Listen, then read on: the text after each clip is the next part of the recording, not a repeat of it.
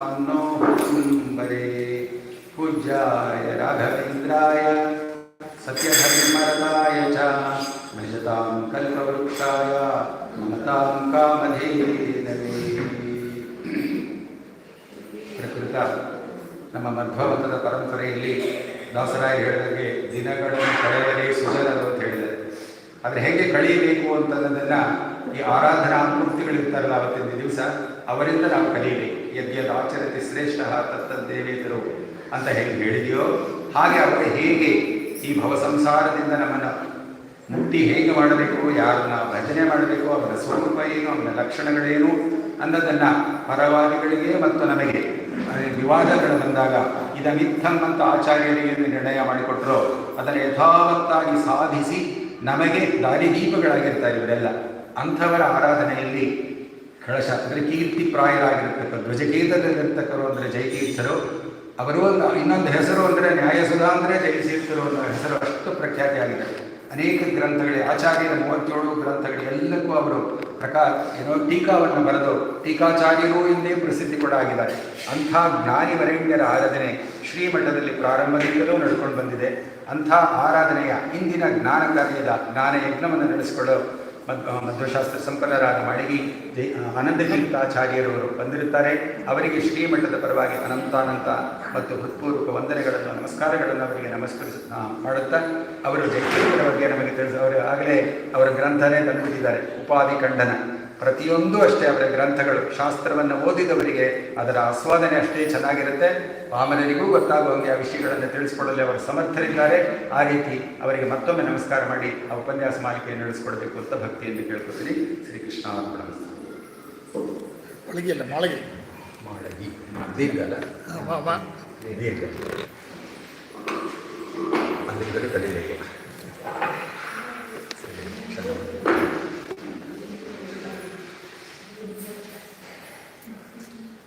ವ್ಯಾಸಾಯ ಭವನಾಶಾಯ ಶ್ರೀಶಾಯ ಗುಣರಾಶಯೇ ಪ್ರಜ್ಞಾಯ ಶುದ್ಧವಿದ್ಯಾಯ ನಿಧಾಯ ಚ ನಮಃ. ಯೋ ವಿಪ್ರಲಂಭ ವಿಪರೀತಮತಿ ಪ್ರಭೂತವಾದಾನ್ನಿರಸ್ಯ ಕೃತವಾನ್ ದುರಿತತ್ವವಾದಂ ಸರ್ವೇಶ್ವರೋ ಹರಿರಿತಿ ಪ್ರತಿಪಾದಯಂತಂ ಆನಂದತೀರ್ಥಮುನಿವರ್ಯಮಹಂ ನಮಾಮಿ.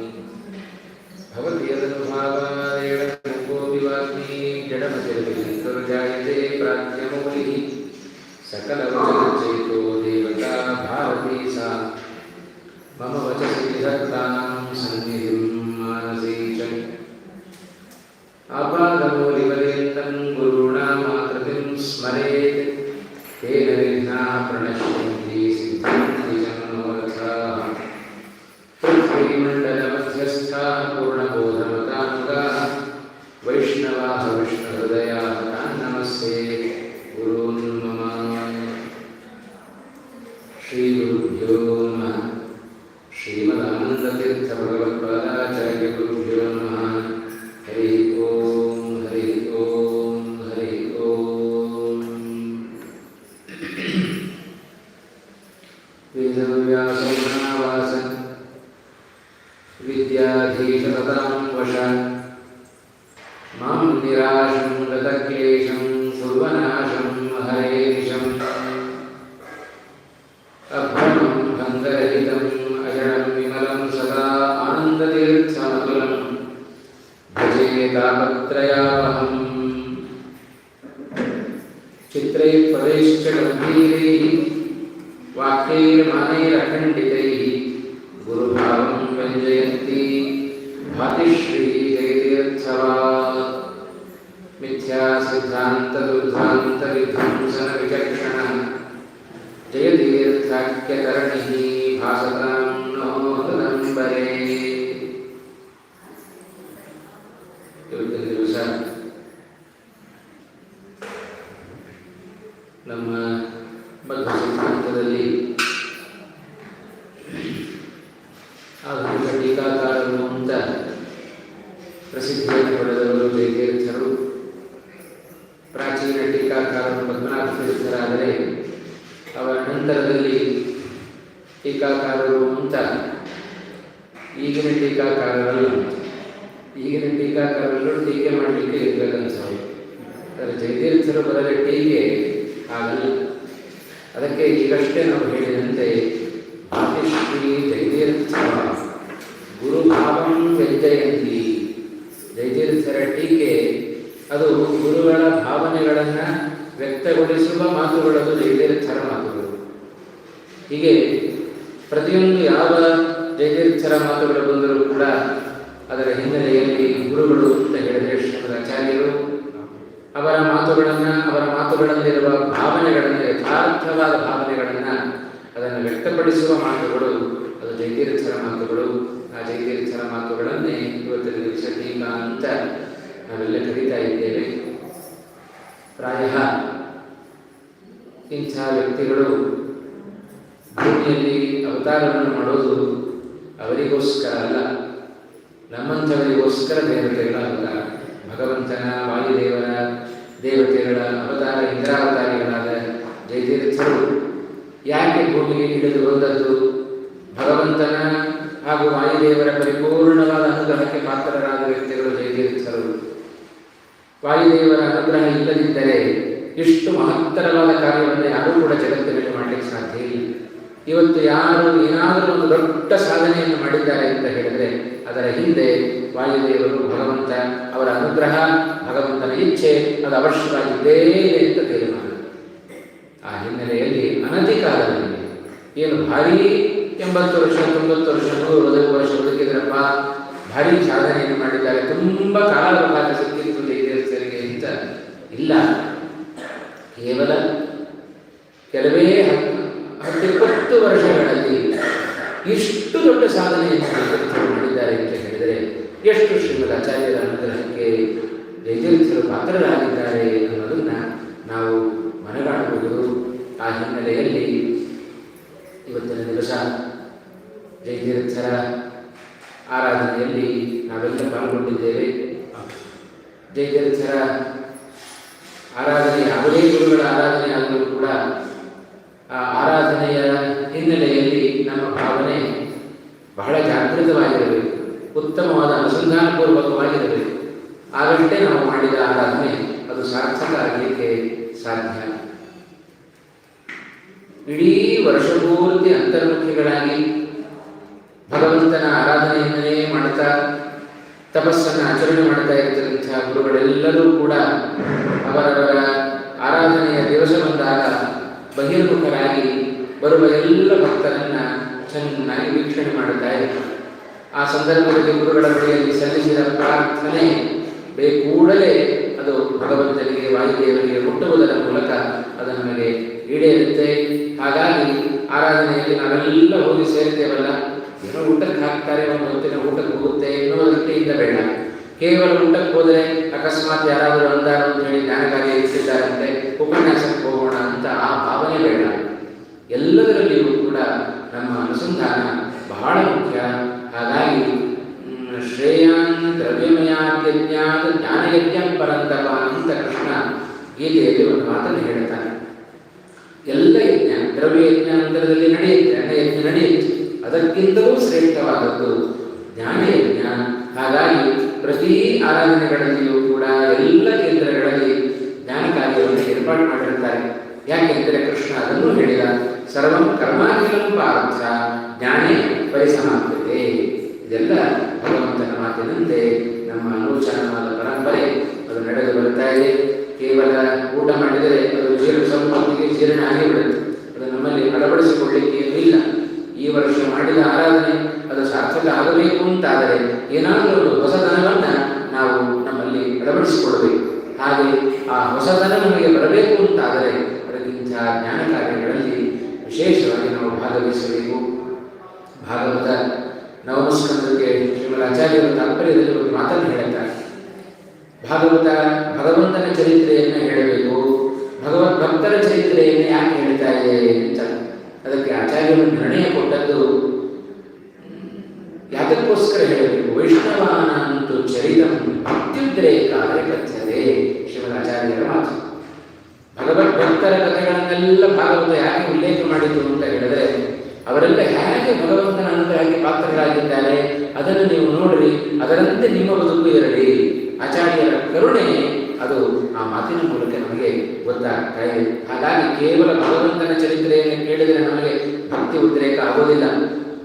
ಅದರ ಜೊತೆಗೆ ಭಗವದ್ ಭಕ್ತರ ಚರಿತ್ರೆಗಳನ್ನು ಕೇಳಬೇಕು. ಆಗ ಇನ್ನೂ ಹೆಚ್ಚಿನ ಭಗವಂತನಲ್ಲಿ ವಿಶ್ವಾಸ, ಶ್ರದ್ಧೆ, ಭಕ್ತಿ ಇವೆಲ್ಲವೂ ಕೂಡ ನಮಗೆ ಉಂಟಾಗಲಿಕ್ಕೆ ಸಾಧ್ಯ. ಆ ಹಿನ್ನೆಲೆಯಲ್ಲಿ ವ್ಯಾಸರು ಭಗವದ್ ಭಕ್ತರ ಚರಿತ್ರೆಗಳನ್ನು ಭಾಗವತದಲ್ಲಿ ಉಲ್ಲೇಖ ಮಾಡಿದ್ದು. ಆ ಹಿನ್ನೆಲೆಯಲ್ಲಿ ಭಗವದ್ಭಕ್ತರಲ್ಲಿ ಅನೇಕ ಜನ ಯತಿಗಳನ್ನು ನಾವು ಕಾಣುತ್ತೇವೆ. ನಮ್ಮದೆಲ್ಲ ಶ್ರೀಮದ್ ಆಚಾರ್ಯರ ಪರಂಪರೆಯಲ್ಲಿ, ಸತ್ಪರಂಪರೆಯಲ್ಲಿ, ಮಧ್ವರ ಪರಂಪರೆಯಲ್ಲಿ ನಾವೆಲ್ಲ ಬಂದಿದ್ದೇವೆ. ನಮ್ಮದೊಂದು ದೊಡ್ಡ ಅದೃಷ್ಟ ಅಂತ ಹೇಳಿದರೆ, ಪ್ರಾಯ ಇನ್ನು ಯಾವ ಸಿದ್ಧಾಂತದಲ್ಲಿಯೂ ಕೂಡ ಇಷ್ಟು ಜನ ಮತಾಚಾರ್ಯರು, ಇಷ್ಟು ಜನ ಆಚಾರ್ಯರ ಅನುಯಾಯಿಗಳನ್ನು ಮಧ್ವ ಮತ ಬಿಟ್ಟರೆ ಮತ್ತೆಲ್ಲಿಯೂ ಕೂಡ ನಾವು ಕಾಣಲಿಕ್ಕೆ ಸಾಧ್ಯ ಇಲ್ಲ. ದೊಡ್ಡ ಅದೃಷ್ಟ ನಮ್ಮದು. ಶ್ರೀಮದ್ ಆಚಾರ್ಯರ ತತ್ವವನ್ನು, ಭಗವಂತನ ಸರ್ವೋತ್ತಮತ್ವವನ್ನು, ವಾಯುದೇವರ ಜೀವೋತ್ತಮತ್ವವನ್ನು ಪ್ರಚುರಪಡಿಸಲಿಕ್ಕೆ, ಅದನ್ನು ದೃಢಪಡಿಸಲಿಕ್ಕೆ ಎಷ್ಟು ಜನ ಯತಿವರೇಣ್ಯರು, ಎಷ್ಟು ಜನ ದಾಸವರೇಣ್ಯರು ತಮ್ಮ ಶ್ರಮವನ್ನು ಈ ಒಂದು ಮತ್ತು ಸಿದ್ಧಾಂತಕ್ಕೆ ಕೊಟ್ಟಿದ್ದಾರೆ. ಇದನ್ನೆಲ್ಲ ನಾವು ಅರಿವಿಸಿಕೊಳ್ತಾ ಹೋದರೆ ಒಂದು ಜನ್ಮ ಅಲ್ಲ, ಇನ್ನು 10 ಜನ್ಮ ಎತ್ತಿ ಬಂದರೂ ಕೂಡ ಜಯತೀರ್ಥರು ಕೊಟ್ಟ ಕೊಡುಗೆ, ಅವರ ಆಡಿದ ಮಾತುಗಳನ್ನು ನಮಗೆ ಅರ್ಥ ಮಾಡಿಕೊಳ್ಳಿಕ್ಕೂ ಆಗೋದಿಲ್ಲ. ಅಷ್ಟು ದೊಡ್ಡ ಪರಂಪರೆಯನ್ನ ಜಯತೀರ್ಥರ ಮೂಲಕ ಹಾಗೂ ಅನೇಕ ದಾಸವರೇಣ್ಯರ ಮೂಲಕ ನಾವು ಶ್ರೀಮದ್ ಆಚಾರ್ಯರ ತತ್ವವನ್ನು ನಾವು ತಿಳಿದಿದ್ದೇವೆ. ಇಷ್ಟು ವ್ಯಾಖ್ಯಾನಗಳೇ ಇಷ್ಟಿದೆ ಅಂತಾದರೆ ಇನ್ನು ಎಷ್ಟು ಅರ್ಥಗಳು ಶ್ರೀಮದ್ ಆಚಾರ್ಯರ ಮಾತಿನಲ್ಲಿ ಇರಲಿಕ್ಕಿಲ್ಲ. ಆಚಾರ್ಯರು ಎಷ್ಟು ಮಾತುಗಳನ್ನು ಧರ್ಮ ಗ್ರಂಥದಲ್ಲಿ ಆಡಿದ್ದಾರೆ ವ್ಯಾಸರ ಮಾತುಗಳಿಗೆ. ಹಾಗಾದರೆ ವ್ಯಾಸರ ಮಾತುಗಳಲ್ಲಿ ಇನ್ನೆಷ್ಟು ಅರ್ಥ ತಿಳಿದಿರಲಿಕ್ಕಿಲ್ಲ. ಹಾಗಾಗಿ ವೇದವ್ಯಾಸರ ಶ್ರೀಮದ್ ಆಚಾರ್ಯರ ಪರಮಾನುಗ್ರಹದಿಂದ ಜಯತೀರ್ಥರು ಭಾರಿ ಒಳ್ಳೆಯ ಕೆಲಸವನ್ನು ಮಾಡಿದ್ದಾರೆ. ಆ ಹಿನ್ನೆಲೆಯಲ್ಲಿ ಶ್ರೀಮದ್ ಆಚಾರ್ಯರ ಸಿದ್ಧಾಂತ ಅದು ಪರಿಪೂರ್ಣವಾಗಿ ಟೀಕಾಚಾರ್ಯರ ಜಯತೀರ್ಥರ ಸಿದ್ಧಾಂತ ಏನು, ಶ್ರೀಮದ್ ಆಚಾರ್ಯರ ಸಿದ್ಧಾಂತವೇ ಜಯತೀರ್ಥರ ಸಿದ್ಧಾಂತ. ಅದನ್ನು ಬಿಟ್ಟು ಬೇರೆ ಏನು ಹೊಸತನ್ನ ಹೇಳಿ. ಯಾಕೆಂದರೆ ವ್ಯಾಸೋಚ್ಚಿಷ್ಟಂ ಜಗತ್ಸರ್ವಂ, ಎಲ್ಲವನ್ನ ವ್ಯಾಸರು ಸೂತ್ರಗಳ ಮೂಲಕ, ಭಾರತ ಪುರಾಣಗಳ ಮೂಲಕ ನಮಗೆ ತಿಳಿಸಿಕೊಟ್ಟಿದ್ದಾರೆ. ಅದನ್ನೇ ಶ್ರೀಮದ್ ಆಚಾರ್ಯರು ತಮ್ಮ ಗ್ರಂಥಗಳಲ್ಲಿ ಪ್ರಮಾಣ ಪುರಸ್ಸರವಾದದನ್ನು ದೃಢಪಡಿಸಿದರು. ಅದನ್ನು ಇನ್ನೂ ಹೆಚ್ಚು ಕೂಲಂಕುಷವಾಗಿ ವಿಚಾರವನ್ನು ಮಾಡಿ ಜಗತ್ತಿಗೆ ಕೊಟ್ಟವರು ಅವರು ಜಯತೀರ್ಥರು. ಶ್ರೀಮದ್ ಆಚಾರ್ಯರ ತತ್ವ ಹರಿ ಸರ್ವೋತ್ತಮನಾಗಿದ್ದಾನೆ, ವಾಯುದೇವರು ಜೀವೋತ್ತಮರಾಗಿದ್ದಾರೆ. ಹರಿ ಸರ್ವೋತ್ತಮತ್ವ, ವಾಯು ಜೀವೋತ್ತಮತ್ವ ಇದು ನಮಗೆ ಜೀವನದಲ್ಲಿ ನಮ್ಮ ಉಸಿರಿನಂತೆ ಹಾಸುಗೊತ್ತಾಗಬೇಕು. ಉಸಿರನ್ನು ಬಿಟ್ಟಾಗ ಹರಿ ಸರ್ವೋತ್ತಮ ಅಂತ ಹೇಳಬೇಕು, ಉಸಿರನ್ನು ತೆಗೆದುಕೊಂಡಾಗ ವಾಯು ಜೀವೋತ್ತಮ ಅಂತ ಹೇಳಬೇಕು. ಆ ಒಂದು ಅನುಸಂಧಾನ ನಮಗೆ ಬರಬೇಕು ಅಂತಾದರೆ ಶ್ರೀಮದ್ ಆಚಾರ್ಯರ ಸಿದ್ಧಾಂತ ಬಹಳ ಚೆನ್ನಾಗಿ ನಮಗೆ ಅರ್ಥ ಆದರೆ ಮಾತ್ರ ಈ ಒಂದು ತತ್ವ ನಮ್ಮ ಜೀವನದಲ್ಲಿ ಬರಲಿಕ್ಕೆ ಸಾಧ್ಯ. ಇಂಥ ಅನೇಕ ತತ್ವಗಳನ್ನು, ಶ್ರೀಮದ್ ಆಚಾರ್ಯರ ತತ್ವಗಳನ್ನು, ಹರಿ ಸರ್ವೋತ್ತಮತ್ವ, ವಾಯು ಜೀವೋತ್ತಮತ್ವ, ಭೇದ, ತಾರತಮ್ಯ, ಅದರ ಜೊತೆಗೆ ಅನೇಕ ವಿಧವಾದ ಭಗವಂತನ ಸ್ವಾತಂತ್ರ್ಯ, ಇತರ ಜೀವರಾಶಿಗಳ ಅಸ್ವಾತಂತ್ರ್ಯ ಎಲ್ಲವನ್ನ ತಿಳಿಸಿದ್ದು ಆಚಾರ್ಯರ ಸಿದ್ಧಾಂತ. ಆ ಸಿದ್ಧಾಂತಗಳನ್ನು ರಚನೆ ಮಾಡಲಿಕ್ಕೆ ಅನೇಕ ಪ್ರಮಾಣ ಗ್ರಂಥಗಳನ್ನು ಬರೆದರು, ಅನೇಕ ಪ್ರಮೇಯ ಗ್ರಂಥಗಳನ್ನು ಶ್ರೀಮದ್ ಆಚಾರ್ಯರು ರಚನೆ ಮಾಡಿದರು. ಎಲ್ಲದಕ್ಕೂ ಉತ್ತಮವಾದ ತಮ್ಮ ವಾಣಿ ಎಂಬ ಬೆಳಕನ್ನು ಚೆಲ್ಲುವುದರ ಮೂಲಕ ಆ ಗ್ರಂಥಗಳ ಪ್ರಕಾಶವನ್ನು ಇಡೀ ಜಗತ್ತಿಗೆ ತಂದುಕೊಟ್ಟವರು ಜಯತೀರ್ಥರು. ಹಾಗಾಗಿ ಭಗವಂತನ, ಶ್ರೀಮದ್ ಆಚಾರ್ಯರ, ಅವರ ಅನುಗ್ರಹಕ್ಕೆ ಪಾತ್ರರಾದ ಜಯತೀರ್ಥರ ಉಪಕಾರವನ್ನು ಎಷ್ಟು ಜನ್ಮ ಎತ್ತಿ ಬಂದರೂ ಕೂಡ ನಮ್ಮದನ್ನು ಸ್ಮರಿಸಲಿಕ್ಕೆ ಸಾಧ್ಯ ಇಲ್ಲ. ಅವರ ಉಪಕಾರವನ್ನು ನಾವು ಬರೀಲಿಕ್ಕೆ ಸಾಧ್ಯ ಇಲ್ಲ. ಅಷ್ಟು ಮಹದ ಉಪಕಾರವನ್ನು ಮಾಡಿದ ಗುರುಗಳ ಸ್ಮರಣೆಯನ್ನು ಮಾಡಿಕೊಳ್ಳುವ ದಿವಸ ಅದು ಇವತ್ತು ನಮ್ಮ ಪಾಲಿಗೆ ಬಂದಿದೆ. ನಮ್ಮ ಅದೃಷ್ಟವೂ ಒಂದು ರೀತಿಯಲ್ಲಿ ಹೌದು, ದುರದೃಷ್ಟವೂ ಹೌದು. ಎಲ್ಲ ಅನೇಕ ದಾಸರ ಯತಿಗಳ ಆರಾಧನೆಗಳನ್ನೆಲ್ಲ ನಾವು ಮಾಡುತ್ತೇವೆ. ವರ್ಷಕ್ಕೊಮ್ಮೆ ಮಾತ್ರ ಅವರ ಸ್ಮರಣೆಯನ್ನು ಮಾಡಿಕೊಳ್ಳುವುದು ಅದು ದೊಡ್ಡ ದುರಂತ ನಮ್ಮ ಜೀವನದಲ್ಲಿ. ಇಂಥ ಗುರುಗಳನ್ನು, ಇಷ್ಟು ಮಹದ ಉಪಕಾರವನ್ನು, ಇಡೀ ನಮ್ಮ ಸ್ವರೂಪವನ್ನೇ ಉದ್ಧಾರ ಮಾಡಿದ ಗುರುಗಳಿಗೆಲ್ಲರೂ ಕೂಡ ಅಂಥವರನ್ನು ವರ್ಷಕ್ಕೆ ಒಂದೇ ಬಾರಿ ನಾವು ಸ್ಮರಣೆ ಮಾಡಿಕೊಳ್ತೇವೆ ಅಂತ ಹೇಳಿದರೆ ಅದು ಸಾಧ್ಯವೋ? ವರ್ಷಕ್ಕೊಮ್ಮೆ ಊಟ ಮಾಡಿದರೆ ಸಾಕು ಅಂತ ಹೇಳಿದರೆ ನಾವು ಕೇಳ್ತೇವೋ? ಇಲ್ಲ. ಪ್ರತಿನಿತ್ಯ 4 ಹೊತ್ತು ನಾವು ಹೇಗೆ ಆಹಾರವನ್ನು ಸ್ವೀಕಾರ ಮಾಡ್ತೇವೆ? 4 ಹೊತ್ತು ಬೇಡಪ್ಪ, ದಿವಸಕ್ಕೆ 1 ಹೊತ್ತಾದರೂ ಇಂಥ ಗುರುಗಳ ಸ್ಮರಣೆ, ದಾಸವರೇಣ್ಯರ ಸ್ಮರಣೆ ಅದು ನಮ್ಮ ಜೀವನದಲ್ಲಿ ಬರಲಿಲ್ಲ ಅಂತಾದರೆ ನಾವು ಮಾಧ್ಯಮರಾಗಿ ಹುಟ್ಟಿಯೂ ಅದು ವ್ಯರ್ಥ ಆಗಂತೆ. ಆ ಹಿನ್ನೆಲೆಯಲ್ಲಿ ಒಂದೊಂದು ವರ್ಷಗಳ ಆರಾಧನೆಯನ್ನು ಮಾಡಿದಾಗಲೂ ಕೂಡ ಒಂದೊಂದು ಹೊಸ ಹೊಸ ಗುಣಗಳನ್ನು ನಾವು ಜೀವನದಲ್ಲಿ ಅಳವಡಿಸಿಕೊಡುತ್ತಾ ಹೋದಾಗ ಮಾತ್ರ ಆ ಆರಾಧನೆ ಅದು ಸಾರ್ಥಕ. ಆ ನಿಟ್ಟಿನಲ್ಲಿ ಈ ವರ್ಷದ ಜಯತೀರ್ಥರ ಆರಾಧನೆಯಲ್ಲಿ ಪ್ರತಿ ಬಾರಿ ನಾವು ಪ್ರವಚನವನ್ನು ಕೇಳುತ್ತಾ ಇರುತ್ತೇವೆ. ಮಹಾತ್ಮರ ಗುಣಗಳನ್ನು, ಅವರ ಜೀವನ ಚರಿತ್ರೆಗಳನ್ನು ಎಷ್ಟು ಬಾರಿ ಕೇಳಿದ್ವಿ. ಈ ವರ್ಷ ಕೇಳಿದ್ದೇವೆ, ಮುಂದಿನ ವರ್ಷ ಆರಾಧನೆಯಲ್ಲೂ ಕೇಳುತ್ತಲೇ ಇದೆ. ಯಾಕೆಂದರೆ ವಿದ್ವಾಂಸರ ಚೇಂಜ್ ಆಗ್ತಾ ಇರ್ತಾರೆ. ಈ ವರ್ಷ ಬಂದವರು ಮುಂದಿನ ವರ್ಷ ಬರೋದಿಲ್ಲ, ಮುಂದಿನ ವರ್ಷ ಬಂದವರು ಅದು ಮುಂದಿನ ವರ್ಷ ಬರೋದಿಲ್ಲ. ಹೀಗೆ ನಮಗೆ ಮತ್ತೆ ಮತ್ತೆ ಅದೇ ವಿಷಯಗಳು ಪುನರಾವೃತ್ತಿ ಆಗಬಹುದು. ಆದರೂ ನಾವು ಕೇಳೋಣ. ಯಾಕೆ? ಮಹಾತ್ಮರ ಚರಿತ್ರೆ, ಅವರಿಂದ ಬಂದ ವಾಣಿಗಳ ಅವಲೋಕನ, ಅದರ ಶ್ರವಣ ಇದು ನಮಗೆ ಮತ್ತೆ ಮತ್ತೆ ಹೆಚ್ಚು ಚೈತನ್ಯವನ್ನು ನಮ್ಮಲ್ಲಿ ತುಂಬುತ್ತೆ, ಅಧ್ಯಾತ್ಮ ಮಾರ್ಗದಲ್ಲಿ ನಮ್ಮನ್ನು ಧುಮುಕುವಂತೆ ಮಾಡುತ್ತೆ. ಆ ಹಿನ್ನೆಲೆಯಲ್ಲಿ ಜಯತೀರ್ಥರ ಸ್ವಲ್ಪ ಅವರ ಗ್ರಂಥಗಳನ್ನು ಅವಲೋಕನ ಮಾಡೋಣ. ಅದರ ಜೊತೆಗೆ ಅವರ ಜೀವನ ಚರಿತ್ರೆ ಅದು ಹೇಗೆ ನಮಗೆ ಮಾರ್ಗದರ್ಶನವಾಗಬೇಕು. ನಾವು ಬದುಕ್ತಾ ಇದ್ದೇವೆ, ಜಯತೀರ್ಥರಂಥ ಮಹನೀಯರು ಬದುಕಿ ಹೋಗಿದ್ದಾರೆ. ಅಂತೂ ಯಾರೂ ಶಾಶ್ವತರಲ್ಲ ಅನ್ನೋದನ್ನ ಜಗತ್ತು ಸ್ಪಷ್ಟಪಡಿಸ್ತಾ ಇದೆ. ನಮ್ಮಲ್ಲಿ ಕೆಲವರಲ್ಲಿ ಆ ಭಾವನೆ ಉಂಟು, ನಾನು ಇಲ್ಲೇ ಇಟ್ಟುಬಿಡುತ್ತೇನೆ, ಇದು 10 ವರ್ಷ 100 ವರ್ಷ ಆದರೂ ಕೂಡ ಎಲ್ಲೂ ಹೋಗೋದಿಲ್ಲ, ಇದು ನನ್ನದೇ ಮನೆ, ಇದು ಸಂಪಾದನೆ ಮಾಡಿದಷ್ಟು ನನ್ನದೇ ಅನ್ನುವ ಭಾವನೆಯನ್ನು ತೊಟ್ಟು ನಾವು ಕೂತಿರುತ್ತೇವಲ್ಲ. ಅಂಥವರಿಗೆಲ್ಲ ಇಂಥ ವ್ಯಕ್ತಿಗಳು ಉತ್ತಮವಾದ ನಿದರ್ಶನವನ್ನು ನಮಗೆ ಕೊಡುವುದರ ಮೂಲಕ, ಅವರ ಜೀವನವನ್ನು ನಾವು ನೋಡುವುದರ ಮೂಲಕ ನಮ್ಮ ಜೀವನ ಹೇಗಿರಬೇಕು. ಯಾರೂ ಶಾಶ್ವತರಲ್ಲ. ಅದಕ್ಕೆ ಒಂದು ಕಡೆ ಹೇಳ್ತಾರೆ, ಮಾಂಧಾತ ಮಹೀಪತಿ ಕೃತಯುಗ ಅಲಂಕಾರ ಭೂತೋದಕ. ಎಂತೆಂಥ ರಾಜರು ಬಂದು ಹೋಗಿದ್ದಾರೆ, ಯಾರು ಉಳಿದಿದ್ದಾರೆ? ಸಾಕ್ಷಾತ್ ಭಗವಂತನೇ ತಾನು ರಾಮನಾಗಿ ಅವತಾರ ಮಾಡಿದ, ಕೃಷ್ಣನಾಗಿ ಅವತಾರ ಮಾಡಿದ. ತನ್ನ ಕೆಲಸ ಮುಗಿದ ಕೂಡಲೇ ಅವನೂ ಹೋದ. ಯಾರು ಭೂಮಿಯಲ್ಲಿ ಶಾಶ್ವತವಾಗಿ ಉಳಿಯಲಿಕ್ಕೆ ಸಾಧ್ಯ ಇಲ್ಲ. ಹಾಗಿರುವಾಗ ನಮಗ್ಯಾಕೆ ಅಂಥ ಭಾವನೆ? ಸ್ವಲ್ಪ ವರ್ಷಗಳ ಕಾಲ ಬದುಕಿದರೂ ಜಯತೀರ್ಥರ ಹಾಗೆ ನಮ್ಮ ಬದುಕು ಇತ್ತು ಅಂತಾದರೆ ಇವತ್ತು ಎಷ್ಟು ವರ್ಷಗಳು, 100 ವರ್ಷಗಳು ಕಳೆದು ಹೋಗಿದ್ದಾರೆ. ಇವತ್ತಿಗೂ ಆ ಗುರುಗಳನ್ನು, ಯತಿಗಳನ್ನು ನಾವು ಇವತ್ತು ಸ್ಮರಣೆ ಮಾಡಿಕೊಡ್ತಾ ಇದ್ದೇವೆ ಅಂತ ಹೇಳಿದರೆ ಅವರ ವ್ಯಕ್ತಿತ್ವ, ಅವರು ಮಾಡಿ ಹೋದ ಸಾಧನೆ ಎಷ್ಟು ದೊಡ್ಡದು.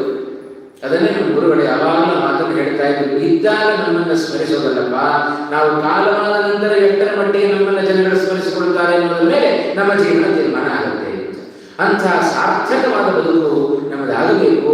ಹಾಗಾಗಿ ಜಯತೀರ್ಥರ ಆರಾಧನೆ ಅಥವಾ ಅನೇಕ ಗುರುಗಳ ಮತ್ತು ಪರಂಪರೆಯಲ್ಲಿ ಬಂದ ವ್ಯಕ್ತಿಗಳ ದಾಸರ ಆರಾಧನೆಗಳನ್ನು ಇವತ್ತಿಗೂ ನಾವು ಆಚರಣೆ ಮಾಡ್ತಾ ಇದ್ದೇವೆ ಅಂತ ಹೇಳಿದರೆ ಎಲ್ಲ ಮಹನೀಯರ ಜೀವನ ನಮಗೊಂದು ಉತ್ತಮವಾದ ಆದರ್ಶ. ಆ ಆದರ್ಶಗಳಲ್ಲಿ ಒಂದನ್ನಾದರೂ ಈ ವರ್ಷದ ಆರಾಧನೆಯಲ್ಲಿ ನಾವು ಅಳವಡಿಸಿಕೊಂಡರೆ ಅದೇ ನಮಗೆ ಈ ಆರಾಧನೆಯ ಉತ್ತಮವಾದ ಸಾರ್ಥಕತೆ. ಅದರ ಹಿನ್ನೆಲೆಯಲ್ಲಿ ಜಯತೀರ್ಥರ ಕೆಲವೊಂದು ಭಾಗಗಳನ್ನು ನಾವು ನೋಡಿದಾಗ ಒಂದೊಂದು ಪ್ರಸಂಗಗಳು ಕೂಡ ನಮಗೆ ಜೀವನದಲ್ಲಿ ಎಷ್ಟು ಉತ್ತಮವಾಗಿರತಕ್ಕಂಥ ಮಾರ್ಪಾಡುಗಳನ್ನು ತರುತ್ತಾರೆ. ಆ ಒಂದು ಪ್ರಸಂಗಕ್ಕೋಸ್ಕರ ಪ್ರಾಮಾಣಿಕವಾದ ಬದುಕು ನಮ್ಮದಾಗಬೇಕು ಅಂತ ಜಯತೀರ್ಥರ ಜೀವನ ನಮಗೆ ಕಲಿಸಿಕೊಡುತ್ತಾ ಇದೆ. ಜಯತೀರ್ಥರ ಮಹತ್ವ ಅದು ಸಾಧಾರಣವಾದದ್ದಲ್ಲ. ಮುನಿತ್ರಯ ಉದಾಹರಣಂ ಅಂತ ಒಂದು ಶ್ಲೋಕವನ್ನು ನಾವು ಕೇಳ್ತೇವೆ. ಶ್ರೀಮಂತಃ ಕಲ್ಪವೃಕ್ಷಸ್ತು ಜಯಾರ್ಯ ಕಾಮಧುಕ್ ಸ್ಮೃತಃ ಚಿಂತಾಮಣಿಸ್ತು ವ್ಯಾಸಾರ್ಯ ಮುನಿತ್ರಯ ಉದಾಹರಣಂ. ಮುನಿತ್ರಯರಲ್ಲಿ ಜಯತೀರ್ಥರು ಮೊದಲನೆಯವರು ಶ್ರೀಮದಾಚಾರ್ಯರು, ಎರಡನೆಯವರು ಜಯತೀರ್ಥರು, ಮೂರನೆಯವರು ವ್ಯಾಸತೀರ್ಥರು ಎಂಬುದಾಗಿ ಆ ಒಂದು ಶ್ಲೋಕವನ್ನು ನಾವು ಕಾಣ್ತಾ ಇದ್ದೇವೆ. ಇಂಥ ಉತ್ತಮವಾದ ಮುನಿತ್ರಯರಲ್ಲಿ ಎರಡನೆಯವರಾದ ಜಯತೀರ್ಥರ ಕೊಡುಗೆ ಯಾಕೆ ಇವರನ್ನು ಎರಡನೆಯವರನ್ನಾಗಿ ತೆಗೆದುಕೊಂಡರು? ಇವರಿಗಿಂತ ಮುಂಚೆಯೂ ಕೂಡ ಬೇಕಾದ ಜನ ಯತಿಗಳು ಬಂದು ಹೋಗಿದ್ದಾರಲ್ಲ. ಅದಕ್ಕೆ ಜಯತೀರ್ಥರು ಬರುವ ಬರೆಗೆ ಪದ್ಮನಾಭ ತೀರ್ಥರಿಂದ ರಚಿತವಾದ ಕೃತಿಗಳೇ ಭಾರೀ ಕೃತಿಗಳಾಗಿತ್ತು. ಆದ್ದರಿಂದಲೇ ಅವರನ್ನು ಪ್ರಾಚೀನ ಟೀಕಾಕಾರರು ಅಂತ ಅವರು ಯಾವಾಗ ಹೆಸರು ಪಡೆದುಕೊಂಡರು ಅಂತ ಹೇಳಿದರೆ ಜಯತೀರ್ಥರ ಟೀಕೆ ಬಂದ ನಂತರ ಪದ್ಮನಾಭ ತೀರ್ಥರ ಟೀಕೆಗಳು ಅದು ಪ್ರಾಚೀನ ಟೀಕೆಗಳಾಗಿವೆ. ಪದ್ಮನಾಭ ತೀರ್ಥರ ಒಂದೊಂದು ಮಾತುಗಳು ಕೂಡ ಬಹಳ ಕಠಿಣ, ಸೂತ್ರವೇ ಬಹಳ ಸಂಕ್ಷೇಪ. ಆ ಸೂತ್ರಕ್ಕೆ ಅನುಗುಣವಾಗಿ ಶ್ರೀಮದ್ ಆಚಾರ್ಯರ ಮಾತು ಅದೂ ಸಂಕೋಚವೇ. ಆಚಾರ್ಯ ವೇದವ್ಯಾಸರ ಶ್ರೀಮದ್ ಆಚಾರ್ಯರ ಮಾತುಗಳನ್ನು ವ್ಯಕ್ತಪಡಿಸಿದ ಪದ್ಮನಾಭ ತೀರ್ಥರ ಮಾತು ಕೂಡ ಸಾಮಾನ್ಯ ಜನರಿಗೆ ಅರ್ಥವಾಗುವಂತೆ ಇರಲಿಲ್ಲ. ಇನ್ನೂ ಪದ್ಮನಾಭ ತೀರ್ಥರ ಶ್ರೀಮದ್ ಆಚಾರ್ಯರ ವ್ಯಾಸರ ಮಾತುಗಳನ್ನು ಹೆಚ್ಚು ತಿಳಿಗೊಳಿಸಿದ್ದು ಅದು ಜಯತೀರ್ಥರ ಕೆಲಸ. ಸಾಮಾನ್ಯವಾಗಿ ತಿಳಿಯುವಂತೆ ಆ ಜೈತೀರ್ಥರ ಮಾತುಗಳೂ ತಿಳಿಯದಂತಾಯಿತು. ಕಲಿಯುಗದಲ್ಲಿ ದಿನೇ ದಿನೇ ಕಳೆದಂತೆ ಜನರಲ್ಲಿರುವ ಅಜ್ಞಾನವೇ ಹೆಚ್ಚಾಯಿತು, ಜ್ಞಾನದ ಪ್ರಮಾಣ ಕಡಿಮೆ ಆಯಿತು, ಸ್ಮರಣ ಶಕ್ತಿ ಗ್ರಹಣ ಶಕ್ತಿ ಕಡಿಮೆ ಆಯಿತು. ಅದಕ್ಕೋಸ್ಕರ ಆ ಜೈತೀರ್ಥರ ಮಾತುಗಳನ್ನು ತಿಳಿಪಡಿಸುವುದಕ್ಕೋಸ್ಕರ ದಾಸ ಸಾಹಿತ್ಯ ಹುಟ್ಟಿಕೊಂಡದ್ದು. ಹಾಗಾಗಿ ಶ್ರೀಮದ್ ಆಚಾರ್ಯರ ಸಿದ್ಧಾಂತದಲ್ಲಿ ಜೈತೀರ್ಥರ ವಾಕ್ಯಗಳಲ್ಲಿ ಏನು ಸಾರ ಅಡಗಿದೆಯೋ ಅದೇ ಸಾರವನ್ನು ದಾಸ ಸಾಹಿತ್ಯ ಇನ್ನೂ ತಿಳಿಯಾದ ಭಾಷೆಯಲ್ಲಿ, ನಮ್ಮ ಆಡು ಭಾಷೆಯಲ್ಲಿ ಅದನ್ನು ನಮ್ಮ ಮುಂದೆ ಇಟ್ಟದ್ದು. ಅದು ದಾಸ ಸಾಹಿತ್ಯದ ಹಿರಿಮೆ. ಈ ಹಿನ್ನೆಲೆಯಲ್ಲಿ ಜೈತೀರ್ಥರ ಕೊಡುಗೆ ಬಹಳ ದೊಡ್ಡದಿದೆ. ಇಂಥ ಜೈತೀರ್ಥರನ್ನ ಪಡೆದವರು, ಅವರಿಗೆ ಹುಟ್ಟು ನಾಮ ರಘುನಾಥ ಎಂಬುದಾಗಿ ಅವರ ತಂದೆ ತಾಯಿಗಳು ಹೆಸರನ್ನು ಇಟ್ಟರು. ಶ್ರೀಮದ್ ಆಚಾರ್ಯರ ಸಾಕ್ಷಾತ್ ಶಿಷ್ಯರಲ್ಲಿ ಬೇಕಾದಷ್ಟು ಜನ ಸಾಕ್ಷಾತ್ ಶಿಷ್ಯರಿದ್ದಾರೆ. ವಿಷ್ಣು ತೀರ್ಥರು, ಪದ್ಮನಾಭ ತೀರ್ಥರು, ಋಷಿಕೇಶ ತೀರ್ಥರು, ಸತ್ಯತೀರ್ಥರು, ನರಹರಿ ತೀರ್ಥರು, ಅಕ್ಷೋಭ್ಯ ತೀರ್ಥರು, ಈಗ ಅನೇಕ ಜನ ಶ್ರೀಮದ್ ಆಚಾರ್ಯರ ಸಾಕ್ಷಾತ್ ಶಿಷ್ಯರಿದ್ದಾರೆ. ಪ್ರಾಯ ಶ್ರೀಮದ್ ಆಚಾರ್ಯರ ಸಾಕ್ಷಾತ್ ಶಿಷ್ಯರಲ್ಲಿ ಅಕ್ಷೋಭ್ಯ ತೀರ್ಥರೇ ಕಿರಿಯ ಯತಿಗಳು ಅಂತ ನಮಗನಿಸುತ್ತೆ. ಯಾಕಂದರೆ ಕಾಲಮಾನಗಳನ್ನ, ಕೆಲವೊಂದು ಘಟನೆಗಳನ್ನ ನೋಡಿದಾಗ ಆ ಕಿರಿಯ ಯತಿಗಳು ಅಕ್ಷೋಭ್ಯ ತೀರ್ಥರು ಆಗಿದ್ದಾರೆ. ಅಂತ ಸಾಕ್ಷಾತ್ ಶ್ರೀಮದ್ ಆಚಾರ್ಯರ ಶಿಷ್ಯರಲ್ಲಿ ಅಕ್ಷೋಭ್ಯ ತೀರ್ಥರು ಕೂಡ ಒಬ್ಬರು.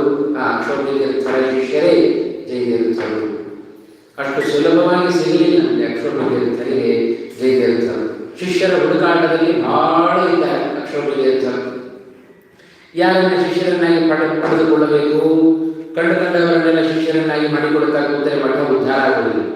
ಈಗ ಆ ಒಂದು ಪರಿಸ್ಥಿತಿ ಇದೆ. ಕೇವಲ ಮಠವನ್ನು ನೋಡಿಕೊಳ್ಳಬೇಕು. ಹಿಂದಿನ ಕಾಲದಲ್ಲಿ ಯತಿಗಳನ್ನು ಹುಡುಕಬೇಕಾದರೆ ಮಠ ಅದು ಗೌಣ, ತನ್ನ ಪಾಡಿ ತಾನು ನಡ್ಕೊಂಡು ಹೋಗ್ತಾ ಇತ್ತು. ಆ ತತ್ವ ಸಿದ್ಧಾಂತದ ಪೀಠವನ್ನ, ಆ ಒಂದು ಸಿಂಹಾಸನವನ್ನ ಅಲಂಕಾರ ಮಾಡಬೇಕಾದರೆ ಜ್ಞಾನ ಯಾರಲ್ಲಿ ಹೆಚ್ಚು ಇತ್ತು ಅವರನ್ನ ಸನ್ಯಾಸಿಗಳನ್ನಾಗಿ, ಶಿಷ್ಯರನ್ನಾಗಿ ಆಯ್ಕೆ ಮಾಡಿಕೊಳ್ಳುವ ಪ್ರಸಂಗ ಇತ್ತು.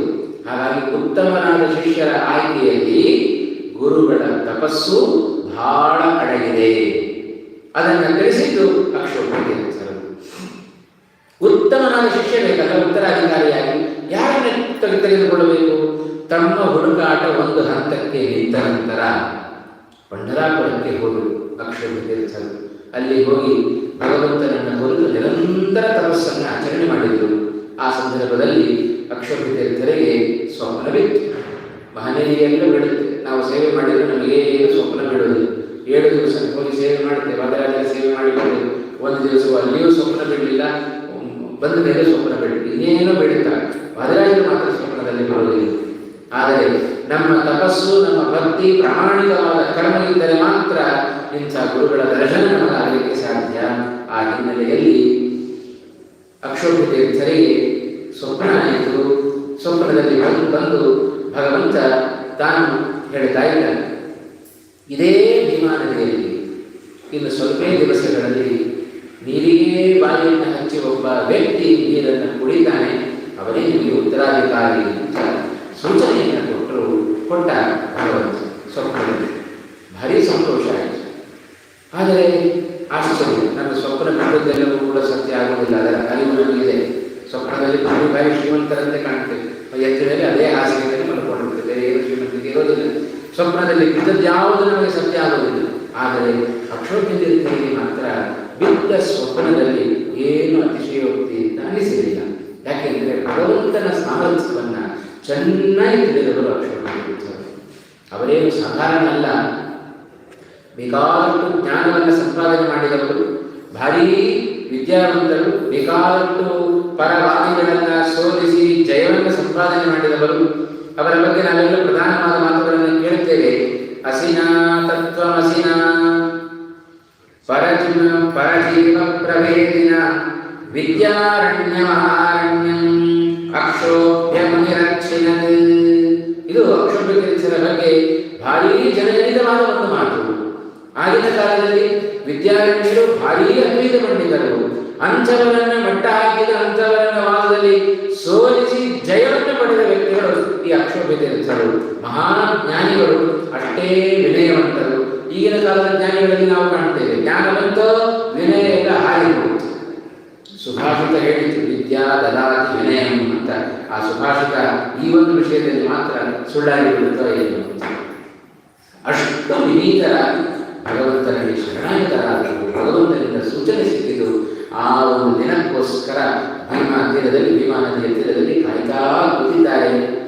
ಈ ರಘುನಾಥ ಅನ್ನುವ ವ್ಯಕ್ತಿ ದೊಡ್ಡ ರಾಜನಾಗಿ, ಮಂಗಳವೇಣ ಅನ್ನುವ ರಾಜ್ಯಕ್ಕೆ ರಾಜನಾಗಿ ಮೆರೆದ ವ್ಯಕ್ತಿ ಬೇಟೆಗೋಸ್ಕರ ಅನೇಕ ಜನರ ಜೊತೆಗೆ ಬಂದಾಗ ತುಂಬ ಬಾಯಾರಿದ ವ್ಯಕ್ತಿ ಆ ಭೀಮಾ ನದಿಯ ತೀರಕ್ಕೆ ಹಾಗೇ ನೀರು ಕುಡಿಲಿಕ್ಕೆ ಕುದುರೆಯ ಮೇಲೆ ಕೂತು ಹೋಗ್ತಾ ಇದ್ದಾನೆ.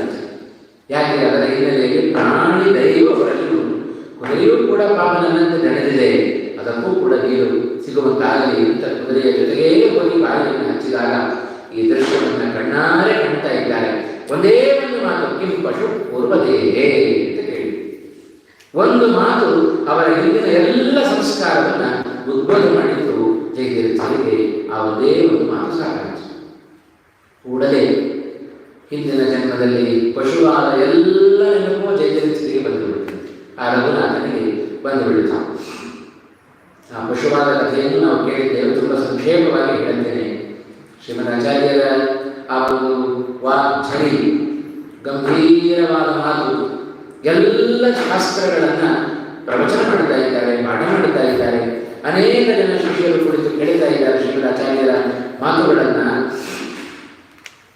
ಆ ಆಚಾರ್ಯರ ಮಾತು, ಅವರ ನಿರೂಪಣೆಯ ಕೌಶಲ್ಯ, ಗಂಗಾ ಪ್ರವಾಹದಂತೆ. ಹೇಗೆ ಗಂಗಾ ಪ್ರವಾಹ ನಿರಂತರ ವರ್ಷಪೂರ್ತಿ ಹರಿತಾ ಇರುತ್ತೆ, ಗಂಗಾ ಹೇಗೆ ವರ್ಷಪೂರ್ತಿ ಹರಿಯುತ್ತೋ ಅದರಂತೆ ಶ್ರೀಮದ್ ಆಚಾರ್ಯರ ವಾಗ್ಝರಿ ಅದು ಕೂಡ ಗಂಗಾ ಪ್ರವಾಹ ನಿರಂತರ ಭಾರಿ ರಭಸ. ಗಂಗೆಯನ್ನು ತಡೆ ಹಿಡಲಿಕ್ಕೆ ಯಾರಿಗೂ ಕೂಡ ಸಾಧ್ಯ ಆಗುವುದಿಲ್ಲ. ತಡೆ ಹಿಡಿದರ ಪರಿಣಾಮ ಏನು ಈಗಾಗಲೇ ನಾವು ಅನುಭವಿಸಿದ್ದೇವೆ. ಒಮ್ಮೆ ಗಂಗೆಯನ್ನು ತಡೆ ಹಿಡಿಯುವ ವ್ಯಾಪಾರ ಯಾರೂ ಕೂಡ ಮಾಡಬಾರದು ಅಂತ ಮಾಡಲಿಕ್ಕೆ ಆಗುವುದಿಲ್ಲ. ಹಾಗೆ ಗಂಗಾ ಪ್ರವಾಹದಂತೆ ನಿರಂತರವಾಗಿ ಹರಿಯುವ ವಾಗ್ಝರಿ ಅದು ಶ್ರೀಮದ್ ಆಚಾರ್ಯರ ವಾಣಿ. ಜೊತೆಗೆ ಅವರು ತಮ್ಮ ಗ್ರಂಥಗಳಿಗೆ ನೀಡ್ತಾ ಇರತಕ್ಕಂತಹ ವಿವರಣೆಗಳು ಇವನ್ನೆಲ್ಲ ಗಮನಿಸ್ತಾ ಇದ್ದರೆ ಎಷ್ಟು ಸುಂದರ. ಇಡೀ ಅಧ್ಯಾತ್ಮ ಲೋಕದ ವಿಶ್ವರೂಪವನ್ನೇ ತಮ್ಮ ಗ್ರಂಥಗಳಲ್ಲಿ ಸೆರೆ ಹಿಡಿದವರು ಶ್ರೀಮದಾಚಾರ್ಯರು. ಇಂಥ ಅದ್ಭುತವಾದ ಒಂದು ಕೌಶಲ್ಯ ಅದು ಶ್ರೀಮದಾಚಾರ್ಯರು. ನಿರಂತರ ಪಾಠಗಳನ್ನು ಹೇಳ್ತಾ ಇದ್ದಾರೆ, ಪ್ರವಚನಗಳನ್ನು ಮಾಡ್ತಾ ಇದ್ದಾರೆ. ಎದುರುಗಡೆ ಕುಳಿತು ಶಿಷ್ಯರು ಕೇಳ್ತಾ ಇದ್ದಾರೆ. ಗ್ರಹಣ ಮಾಡುವಷ್ಟು ಸಾಮರ್ಥ್ಯ ಇಲ್ಲ. ಪಾಠವನ್ನು ಕೇಳಿದ್ದೇವೆ, ಎಲ್ಲರೂ ಒಂದೇ ರೀತಿಯಾದ ಶಿಷ್ಯರಿರೋದಿಲ್ಲ. 10 ಜನ ಪಾಠ ಕೇಳ್ತಾ ಇದ್ದಾರೆ ಅಂತ ಹೇಳಿದ್ರೆ 10 ಜನರ ಸ್ವಭಾವ 10 ರೀತಿಯಲ್ಲಿದೆ. ಒಬ್ಬರಿಗೆ ಶೀಘ್ರವಾಗಿ ಗ್ರಹಣ ಮಾಡ್ತಾರೆ, ಕೆಲವರಿಗೆ ಗ್ರಹಣ ಮಾತ್ರ ಮಾಡ್ತಾರೆ, ಇನ್ನು ಕೆಲವರಿಗೆ ಸ್ಮರಣ ಶಕ್ತಿ ಇಲ್ಲ.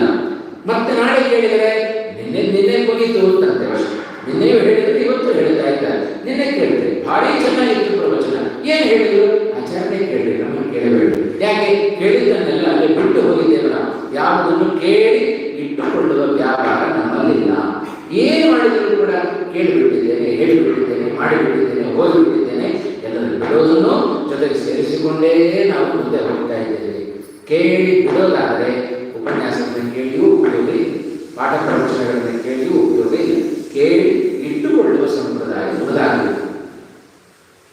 ಸಾಕ್ಷಾತ್ ಶ್ರೀಮದ್ ಆಚಾರ್ಯರ ಬಳಿಯಲ್ಲಿ ಅನೇಕ ಜನ ಯತಿಗಳು ಮಾತ್ರ ಶಿಷ್ಯರಲ್ಲ. ಶ್ರೀಮದ್ ಆಚಾರ್ಯರಿಗೆ ಅನೇಕ ಜನ ಯತಿಗಳು ಶಿಷ್ಯರಿದ್ದಾರೆ, ಗೃಹಸ್ಥರು ಶಿಷ್ಯರಿದ್ದಾರೆ, ಬ್ರಹ್ಮಚಾರಿಗಳು ಶ್ರೀಮದ್ ಆಚಾರ್ಯರಿಗೆ ಶಿಷ್ಯರಾಗಿದ್ದಾರೆ. ಅನೇಕ ಶಿಷ್ಯ ಪರಂಪರೆ ಎದುರುಗಡೆ ಕೂತಿದೆ. ಶ್ರೀಮದ್ ಆಚಾರ್ಯರ ಆ ವಾಗ್ಝರಿಯನ್ನ, ಗಂಗಾ ಪ್ರವಾಹದಿಂದ ಬರುವ ಗಂಭೀರವಾದ ನುಡಿಗಳನ್ನು ಉಪನಿಷತ್ತನ್ನು ಪಾಠ ಮಾಡ್ತಾ ಇದ್ದಾರೆ, ಪುರಾಣಗಳ ಪಾಠವನ್ನು ಮಾಡ್ತಾ ಇದ್ದಾರೆ. ತಾವು ಏನೇನು ಗ್ರಂಥಗಳನ್ನು ರಚನೆ ಮಾಡಿದ್ದಾರೆ ಎಲ್ಲ ಪಾಠದ ಮೂಲಕ, ಪ್ರವಚನದ ಮೂಲಕ ಶ್ರೀಮದ್ ಆಚಾರ್ಯರು ಮಾಡ್ತಾ ಇದ್ದಾರೆ. ಶಿಷ್ಯರಿಗೆಲ್ಲ ಆಶ್ಚರ್ಯ ಆಯಿತು. ಸ್ವಾಮಿ, ಇಷ್ಟು ಪ್ರವಚನ ಮಾಡ್ತಾ ಇದ್ದೀರಿ, ಇಷ್ಟು ಪಾಠ ಮಾಡ್ತಾ ಇದ್ದೀರಿ, ನಿಮ್ಮ ಈ ಪಾಠಗಳು ಮುಂದಿನ ಪೀಳಿಗೆಗೆ ಸಿಗುವ ಬಗೆ ಹೇಗೆ? ಯಾರು ನಿಮ್ಮ ಗ್ರಂಥಗಳನ್ನ ಲೇಖನದ ರೂಪದಲ್ಲಿ ಜಗತ್ತಿಗೆ ಕೊಡುವವರು ಯಾರು? ಎಲ್ಲರಿಗೂ ಒಂದು ಕುತೂಹಲ. ಓ, ಶ್ರೀಮದ್ ಆಚಾರ್ಯ ನನ್ನ ಹೆಸರಿಸ್ತಾರೆ, ನನ್ನನ್ನು ಹೆಸರಿಸ್ತಾರೆ ಅಂತ ಭಾರಿ ಕುತೂಹಲದಲ್ಲಿ ಕೂತಿದ್ರಂತೆ. ಶ್ರೀಮದ್ ಆಚಾರ್ಯರು ಯಾರನ್ನು ಕಳಿಸಲಿಲ್ಲ. ಅಲ್ಲೇ ಒಂದು ಎತ್ತು ಕೂತಿತ್ತಲ್ಲ, ಈ ಎತ್ತು ಮುಂದೆ ನನ್ನ ಗ್ರಂಥಗಳನ್ನು ಜಗತ್ತಿಗೆ ಕೊಡುತ್ತೆ ತಂದುಬಿಟ್ಟು. ಕೆಲವರಿಗೆ ಅಸೂಯೆ, ಕೆಲವರಿಗೆ ಭಾರಿ ಉತ್ಸಾಹ ಉಂಟು. ಏನು ಶ್ರೀಮದ್ ಆಚಾರ್ಯರ ಆ ಒಂದು ಪಾಠದ ಕೌಶಲ್ಯ ಕೇವಲ ಮನುಷ್ಯರಿಗೆ ಮಾತ್ರ ಅಲ್ಲ, ಪ್ರಾಣಿಗಳಿಗೂ ಅರ್ಥ ಆಗುವಂತಹ ಪಾಠದ ಶೈಲಿ ಅದು ಶ್ರೀಮದ್ ಆಚಾರ್ಯರ ಶೈಲಿ. ಇವತ್ತು ನಾವು ಪಾಠ ಹೇಳಲಿಕ್ಕೆ ಹೋದರೆ ಮನುಷ್ಯರಿಗೆ ಎತ್ತು ಹೋಗ್ತಾರೆ, ಹಾಗಿರುತ್ತೆ ನಮ್ಮ ಪಾಠಗಳು. ಯಾರಿಗೂ ಅರ್ಥ ಆಗೋದಿಲ್ಲ. ಅರ್ಥ ಮಾಡಿಕೊಳ್ಳುವ ಸಾಮರ್ಥ್ಯ ಇಲ್ಲದೆಯೂ ಕೆಲವರು ಎತ್ತಿರಬಹುದು, ಅಥವಾ ಹೇಳುವವರಿಗೂ ಅರ್ಥ ಆಗುವಂತೆ ಹೇಳಲಿಕ್ಕೆ ಬಾರದೇ ಇರಬಹುದು, ಎರಡೂ ದೋಷಗಳು ಉಂಟು. ಆದರೆ ಸರ್ವಜ್ಞರಾದ ಶ್ರೀಮದಾಚಾರ್ಯರ ಪಾಠವನ್ನು ಹೇಳ್ತಾ ಕೂತರೆ ಆ ವ್ಯಕ್ತಿಗೂ ಅರ್ಥ ಆಗುವಂತೆ ಪಾಠ ಹೇಳ್ತಾರಲ್ಲ ಅಂತ ಅನೇಕರು ಸಂತೋಷಪಟ್ಟರು. ಇನ್ನು ಕೆಲವರಿಗೆ ಅಸೂಯೆ ಅದು ಈಗಿಂದ ಬಂದದ್ದಲ್ಲ, ಮಾತ್ಸರ್ಯ ಮೊದಲಿಂದಲೂ ಇದ್ದದ್ದು. ಶ್ರೀಮದಾಚಾರ್ಯರ ಕಾಲದಿಂದಲೂ ಅಸೂಯೆ ಪಡ ಆಚಾರವನ್ನೇ ನೋಡಿ ಅಸೂಯೆ ಪಟ್ಟವರನ್ನು ಮಧ್ವಿಜಯದಲ್ಲಿ ಬೇಕಾದ ದೃಷ್ಟಾಂತಗಳನ್ನು ನಾವು ಕಾಣ್ತೇವೆ. ಹೀಗಿರುವಾಗ ಕೆಲವರು ಅಸೂಯೆ ಪಟ್ಟರು, ನಮ್ಮ ಹೆಸರನ್ನು ಹೆಸರಿಸಲಿಲ್ಲ, ಈ ಎತ್ತು ಆ ಕೆಲಸವನ್ನು ಮಾಡುತ್ತಂತೆ ಅಂತ ಹೇಳಿ ಅದರ ಮೇಲೆ ಅಸೂಯೆ ಬಂದು ಶಾಪವನ್ನೇ ಹಾಕಿಬಿಟ್ಟು ಈ ಎತ್ತು ಹಾವು ಕಚ್ಚಿ ಸಾಯಲಿ ಅಂತ ಅನೇಕ ಜನ ಶಾಪವನ್ನು ಹಾಕಿಬಿಟ್ಟು. ಶ್ರೀಮದಾಚಾರ್ಯರಿಗೆ ಸರ್ವಜ್ಞರಾದ ಆಚಾರ್ಯರಿಗೆ ಗೊತ್ತಾಗಲಿಲ್ಲ ಇಲ್ಲ, ಗೊತ್ತಾಯಿತು. ಹಾವು ಕಚ್ಚಿ ಸಾಯದಂತೆ ಮಾಡುವ ತಾಕತ್ತು ಶ್ರೀಮದ್ ಆಚಾರ್ಯರಿಗೆ ಇದ್ದರೂ ವಿಪ್ರವಾಕ್ಯೋ ಜನಾರ್ದನ ಹೇಳ್ತಾರೆ. ಬ್ರಾಹ್ಮಣರ ಮಾತು ಅದು ಸತ್ಯ ಆಗಬೇಕು, ಜಗತ್ತಿಗೆ ತೋರಿಸಬೇಕು. ಯಾಕಂದರೆ ಬ್ರಾಹ್ಮಣರ ಮಾತು ಒಂದು ಕಡೆ ಸುಳ್ಳಾಯಿತು ಅಂತಾದರೆ ಜಗತ್ತಿನಲ್ಲಿ ಮುಂದೆ ಬ್ರಾಹ್ಮಣರ ಆರಾಧನೆ ನಿಂತು ಹೋಗುತ್ತೆ. ಶ್ರಾದ್ದದ ಸಂದರ್ಭದಲ್ಲಿರಬಹುದು ಅಥವಾ ಬೇರೆ ಬೇರೆ ಮಂಗಳದ ಸಂದರ್ಭದಲ್ಲಿರಬಹುದು, ಮನೆಗೆ ಯಾಕೆ ಬ್ರಾಹ್ಮಣರನ್ನು ಕರಿಬೇಕು, ಅವರಿಗೆ ಮಂತ್ರಾಕ್ಷತೆಯನ್ನು ಕೊಟ್ಟು ಸ್ವಾಮಿ ಆಶೀರ್ವಾದ ಮಾಡಿ ಅಂತ ಅವರ ಮೂಲಕ ನಾವು ಯಾಕೆ ಆಶೀರ್ವಾದವನ್ನು ತೆಗೆದುಕೊಡಬೇಕು, ಅವರು ನಿಮಗೆ ಒಳ್ಳೆಯದಾಗಲಿ ಅಂತ ಹೇಳಿದರೆ ಭಗವಂತ ಅದನ್ನು ನಡೆಸ್ತಾನೆ.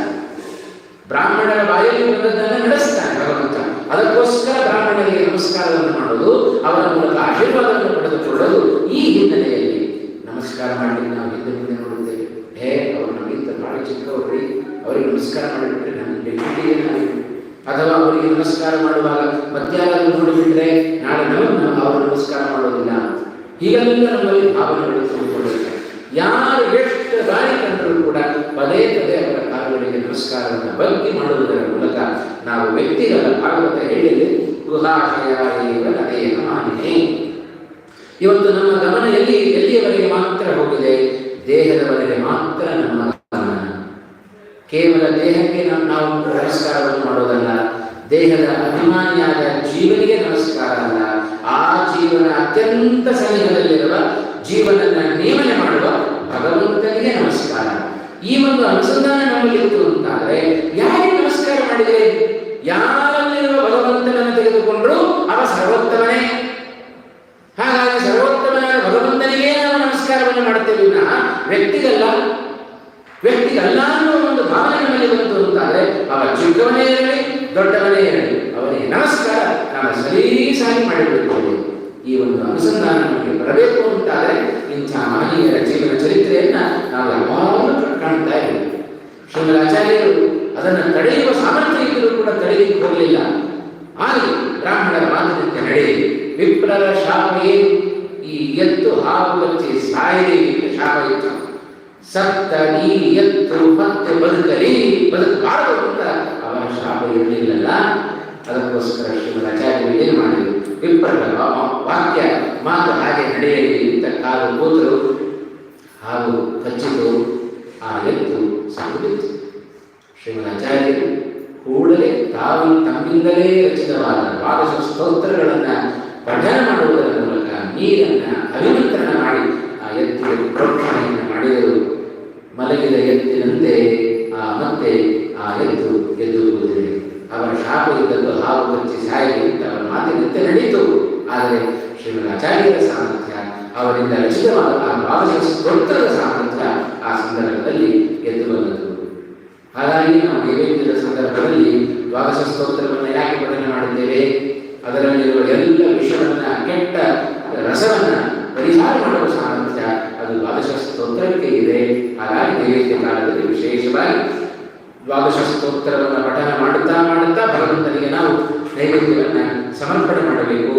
ನಾವು ತೆಗೆದುಕೊಂಡು ಬಂದ ಪದಾರ್ಥಗಳು ಅಥವಾ ಪದಾರ್ಥಗಳನ್ನು ಮಾಡುವಾಗ ನಮ್ಮಲ್ಲಿರುವ ಭಾವನೆಗಳು ಎಲ್ಲ ದೋಷಗಳು, ಆ ಎಲ್ಲ ವಿಧವಾದ ದೋಷಗಳು ನಮ್ಮ ಪಾಕದಿಂದ ದೂರ ಆಗಬೇಕು ಅಂತಾದರೆ ಶ್ರೀಮದ್ ಆಚಾರ್ಯರಿಂದ ರಚಿತವಾದ ದ್ವಾದಶ ಸ್ತೋತ್ರದ ಪಠನ ಅದು ನೈವೇದ್ಯ ಕಾಲದಲ್ಲಿ ಅವಶ್ಯವಾಗಿ ನಡಿಬೇಕು. ಇದನ್ನು ಶ್ರೀಮದ್ ಆಚಾರ್ಯರು ತೋರಿಸಿಕೊಟ್ಟರು.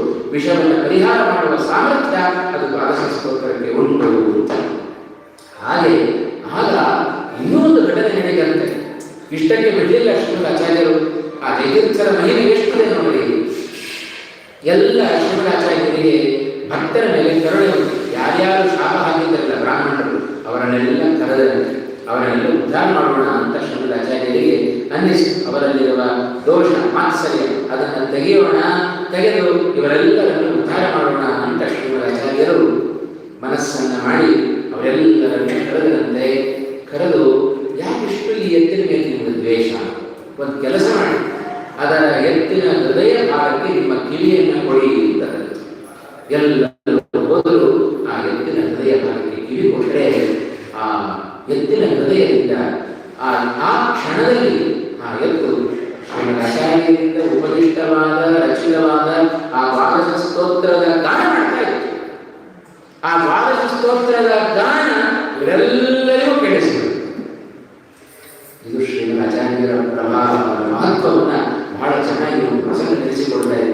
ಈ ಎತ್ತೇ ಈ ವೃಷಭವೇ ಮುಂದೆ ಜಯತೀರ್ಥರಾಗಿ ಅವತಾರವನ್ನು ಮಾಡಿ ಉತ್ತಮವಾದ ರೀತಿಯಲ್ಲಿ ಗ್ರಂಥಗಳನ್ನು ಜಗತ್ತಿಗೆ ಕೊಟ್ಟದ್ದು ಉಂಟು.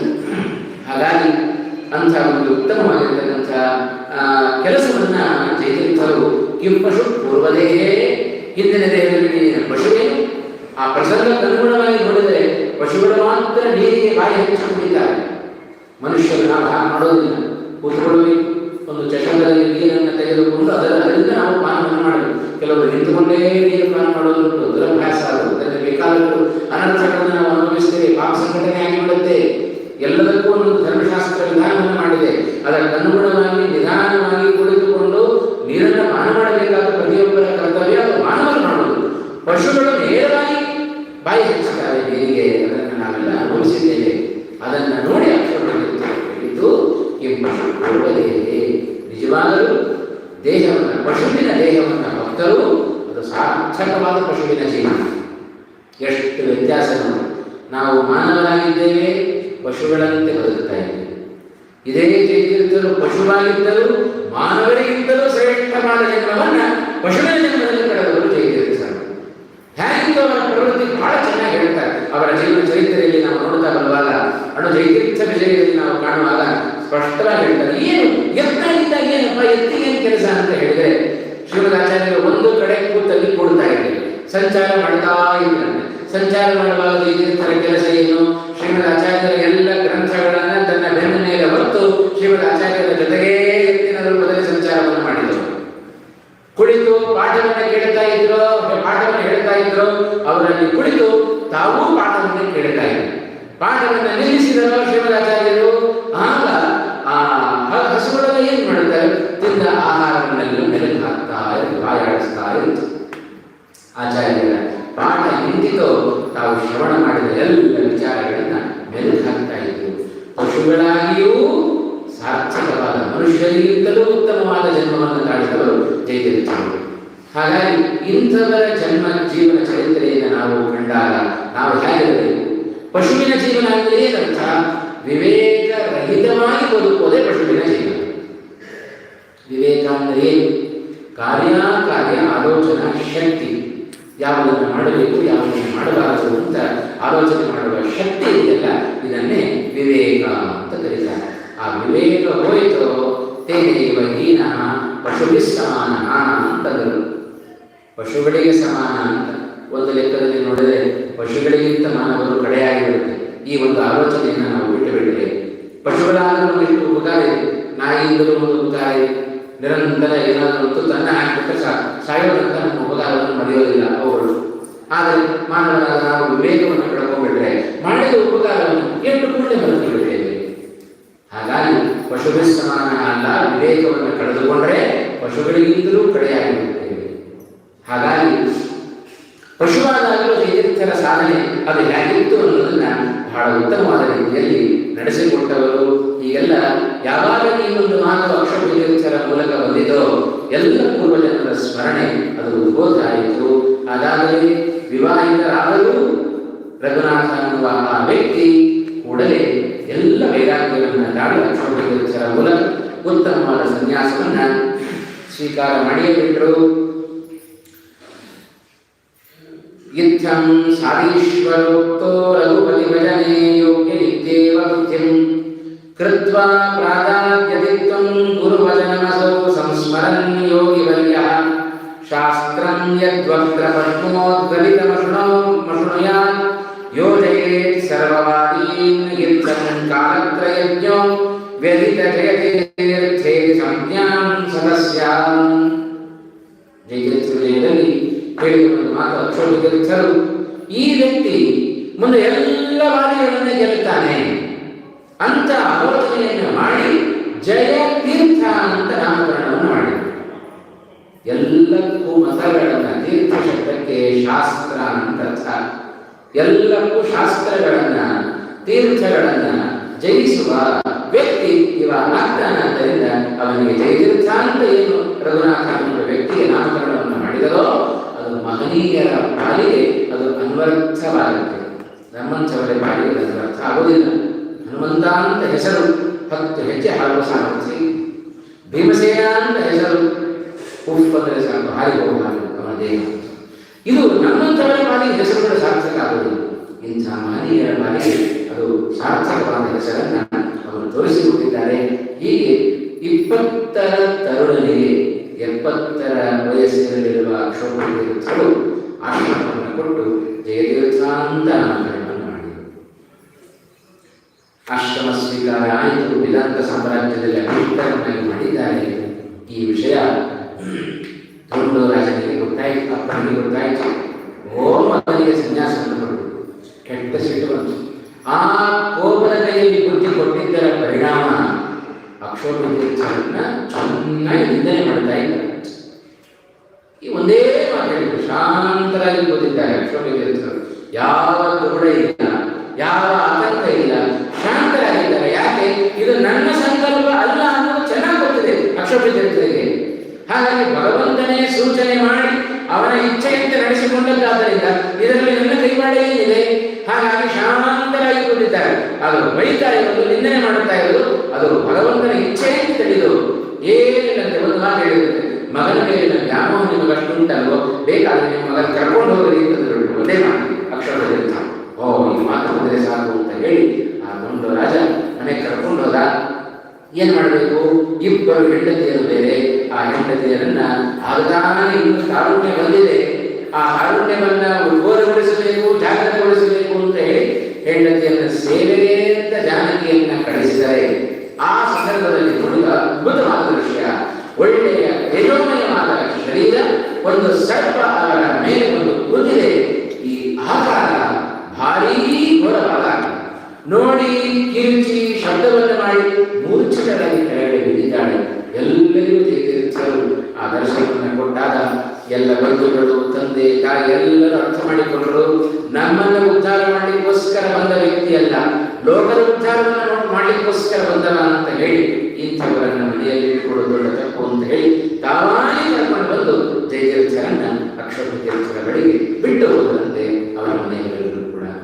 ಹೀಗೆ ಅವರ ಒಂದೊಂದು ಅಂಶವೂ ಕೂಡ ಹೇಗೆ ನಮಗೆ ಉತ್ತಮವಾದ ಮಾರ್ಗದರ್ಶನವನ್ನು ಕೊಟ್ಟಿದ್ದು ಅನ್ನೋದನ್ನ ನಾವು ಗಮನಿಸಲಿಕ್ಕೆ ಸಾಧ್ಯ. ಸನ್ಯಾಸಕ್ಕೆ ಬೇಕಾದ್ದು ವಿಶೇಷವಾಗಿ ವೈರಾಗ್ಯ. ಎಷ್ಟು ರಾಜನಾಗಿ ಬೆಳೆದ ವ್ಯಕ್ತಿಗಳು, ರಾಜನ ಪೋಷಾಕನ್ನ ಧರಿಸಿ ಬೇಟೆಗೆ ಅಂತ ಬಂದ ವ್ಯಕ್ತಿ, ಅದೇ ಅವತ್ತಿನ ಕೊನೆಯ ದಿವಸವಾಗಿತ್ತು. ಕೂಡಲೇ ಎಲ್ಲವನ್ನ ತ್ಯಾಗ ಮಾಡಿಬಿಟ್ರಲ್ಲ, ಅಷ್ಟು ಸುಲಭವಾಗಿ ನಮಗೆ ವೈರಾಗ್ಯ ಬರುವುದಿಲ್ಲ. ವೈರಾಗ್ಯ ಬರುತ್ತೆ, ಭಗವಂತನಲ್ಲಿಯೇ ವೈರಾಗ್ಯ, ಧರ್ಮಾಚರಣೆಯಲ್ಲಿಯೇ ನಮಗೆ ವೈರಾಗ್ಯ, ಪುರಾಣ ಪ್ರವಚನಗಳ ಶ್ರವಣ ಮಾಡೋದ್ರಲ್ಲಿ ನಮಗೆ ವೈರಾಗ್ಯ, ವಿಷಯ ಪದಾರ್ಥಗಳಲ್ಲಿ ನಮಗೆ ವೈರಾಗ್ಯ ಸುತರ ಬರುವುದಿಲ್ಲ. ಆದರೆ ಆ ವಿಷಯ ಪದಾರ್ಥಗಳಲ್ಲಿ ವೈರಾಗ್ಯ ಬರಬೇಕು ಅಂತಾದರೆ ಅದರ ಹಿಂದೆ ಸಾಧನೆ ಬಹಳಷ್ಟು ಬೇಕು. ಇಲ್ಲದಷ್ಟು ಸುಲಭವಾಗಿ ನಮಗೆ ವೈರಾಗ್ಯ ಬರುವುದಿಲ್ಲ. ಹಿಂದಿನ ದೇಹದಲ್ಲಿ, ಹಿಂದಿನ ಜನ್ಮದಲ್ಲಿ ಅಷ್ಟು ಶ್ರೀಮದ್ ಆಚಾರ್ಯರ ಪರಿಪೂರ್ಣವಾದ ಅನುಗ್ರಹಕ್ಕೆ ಪಾತ್ರರಾದವರು ಜಯತೀರ್ಥರು. ಇದೇ ಮಧ್ವಜಯ ಗ್ರಂಥದಲ್ಲಿ ನಾವು ಕೇಳುತ್ತೇವೆ, ಎಷ್ಟು ಗ್ರಂಥಗಳನ್ನ ಜಯತೀರ್ಥರು ಮಾಡಿದ್ದಾರೆ. ಗಾಂಗ ಮಂಗಲ ತರಂಗ ಭಂಗಲ ಪ್ರಾಂತ ಶುಷ್ಟಿ ಹರಿವೇಶ್ಮ ಕೃತ್ ಸಮಃ. ಶ್ರೀಮದ್ ಆಚಾರ್ಯರ ಭಾಷ್ಯದ ಒಂದು ವಾಕ್ಯವನ್ನು ಬರೆದರೆ ಗಂಗಾ ನದಿಯ ತೀರದಲ್ಲಿ ಗಂಗಾ ನದಿಯ ನೀರು ಬಡಿಯುವಂತೆ ಒಂದು ಹರಿಮಂದಿರವನ್ನ ಕಟ್ಟಿಸಿದರೆ ಎಷ್ಟು ಪುಣ್ಯ ಬರಬೇಕು, ಅಷ್ಟು ಪುಣ್ಯ ಶ್ರೀಮದ್ ಆಚಾರ್ಯರ ಒಂದು ಗ್ರಂಥದ ಒಂದು ಅಕ್ಷರವನ್ನು ಬರೆದರೆ ಸಾಕು, ಅಷ್ಟು ಪುಣ್ಯ ಉಂಟು ಅಂತ ನಾರಾಯಣ ಪಂಡಿತಾಚಾರ್ಯರು ಹೇಳಿದರು. ಜಯತೀರ್ಥರ ಭಾಗ್ಯ ಎಷ್ಟು ದೊಡ್ಡದು, ಆಚಾರ್ಯರ ಎಷ್ಟು ಗ್ರಂಥಗಳಿಗೆ ಎಷ್ಟು ಗ್ರಂಥಗಳನ್ನ ಜೈತೀರ್ಥರು ತಾವು ಬರೆದಿದ್ದಾರೆ. ತಾವು ಸನ್ಯಾಸವನ್ನು ಸ್ವೀಕಾರ ಮಾಡಿ ಕೇವಲ ಕೆಲವೇ ವರ್ಷಗಳಲ್ಲಿ ಇಷ್ಟು ಗ್ರಂಥಗಳನ್ನು ರಚನೆ ಮಾಡಿ ಅದರ ಜೊತೆಗೆ ಅನೇಕ ಕಡೆಗಳಲ್ಲಿ ದಿಗ್ವಿಜಯವನ್ನ ಮಾಡಿ ಪರವಾದಿಗಳನ್ನ ಸೋಲಿಸಿ ತಮ್ಮ ಶ್ರೀ ಆಚಾರ್ಯರ ಗ್ರಂಥಗಳನ್ನ ಪ್ರಚುರಪಡಿಸಿದವರು, ದೃಢಪಡಿಸಿದವರು ಜೈತೀರ್ಥರು. ಇಂಥ ಮಹತ್ತರವಾದ ಕೆಲಸ ಅದು ಜೈತೀರ್ಥರ ಮೂಲಕ ನಡೆದಿದೆ. ಏನು ಮಾಡೋದು? ಸಂಸಾರದಲ್ಲಿಯೇ ಇದ್ದು ಬಿಟ್ಟರೆ, ಜನಗಳ ಮಧ್ಯದಲ್ಲಿಯೇ ಇದ್ದು ಬಿಟ್ಟರೆ ನಮಗೆ ಶಾಸ್ತ್ರ ಸಾಗೋದಿಲ್ಲ. ಅದೆಲ್ಲ ನಮಗೆ ಅನುಭವ ಆಗುತ್ತೆ. ಮನೆಯಲ್ಲಿ ಒಂದೇ ಕಡೆ ಹೆಂಡತಿ ಮಕ್ಕಳು ಎಲ್ಲ ಬಂಧು ಬಾಂಧವರ ಜೊತೆಗೆ ಮಾರ್ಕೆಟಲ್ಲಿ ಕೂತ್ಕೊಂಡ್ರೆ ಏನಾದರೂ ಶಾಸ್ತ್ರ ಓದಲಿಕ್ಕೆ ಸಾಧ್ಯ ಇದೆ? ಹಾಗಾಗಿ ಏನಾದರೂ ಗ್ರಂಥ ಓದಲಿಕ್ಕೆ ಸಾಧ್ಯವೋ? ಅದಕ್ಕೆ ಯಾವತ್ತೂ ಕೂಡ ಭಾಗವತ ಸ್ಪಷ್ಟಪಡಿಸಿದೆ. ಯಾವತ್ತೂ ಕೂಡ ಜ್ಞಾನಿಗಳು ಅರತರ ಜನ ಸಂಸದಿ, ಜನರ ಸಂಸರ್ಗವನ್ನು ಸುಧಾರಣೆ ಪಡೋದಿಲ್ಲ. ಏಕಾಂತ ಬೇಕು ಅಂತ ಬಯಸ್ತಾರೆ.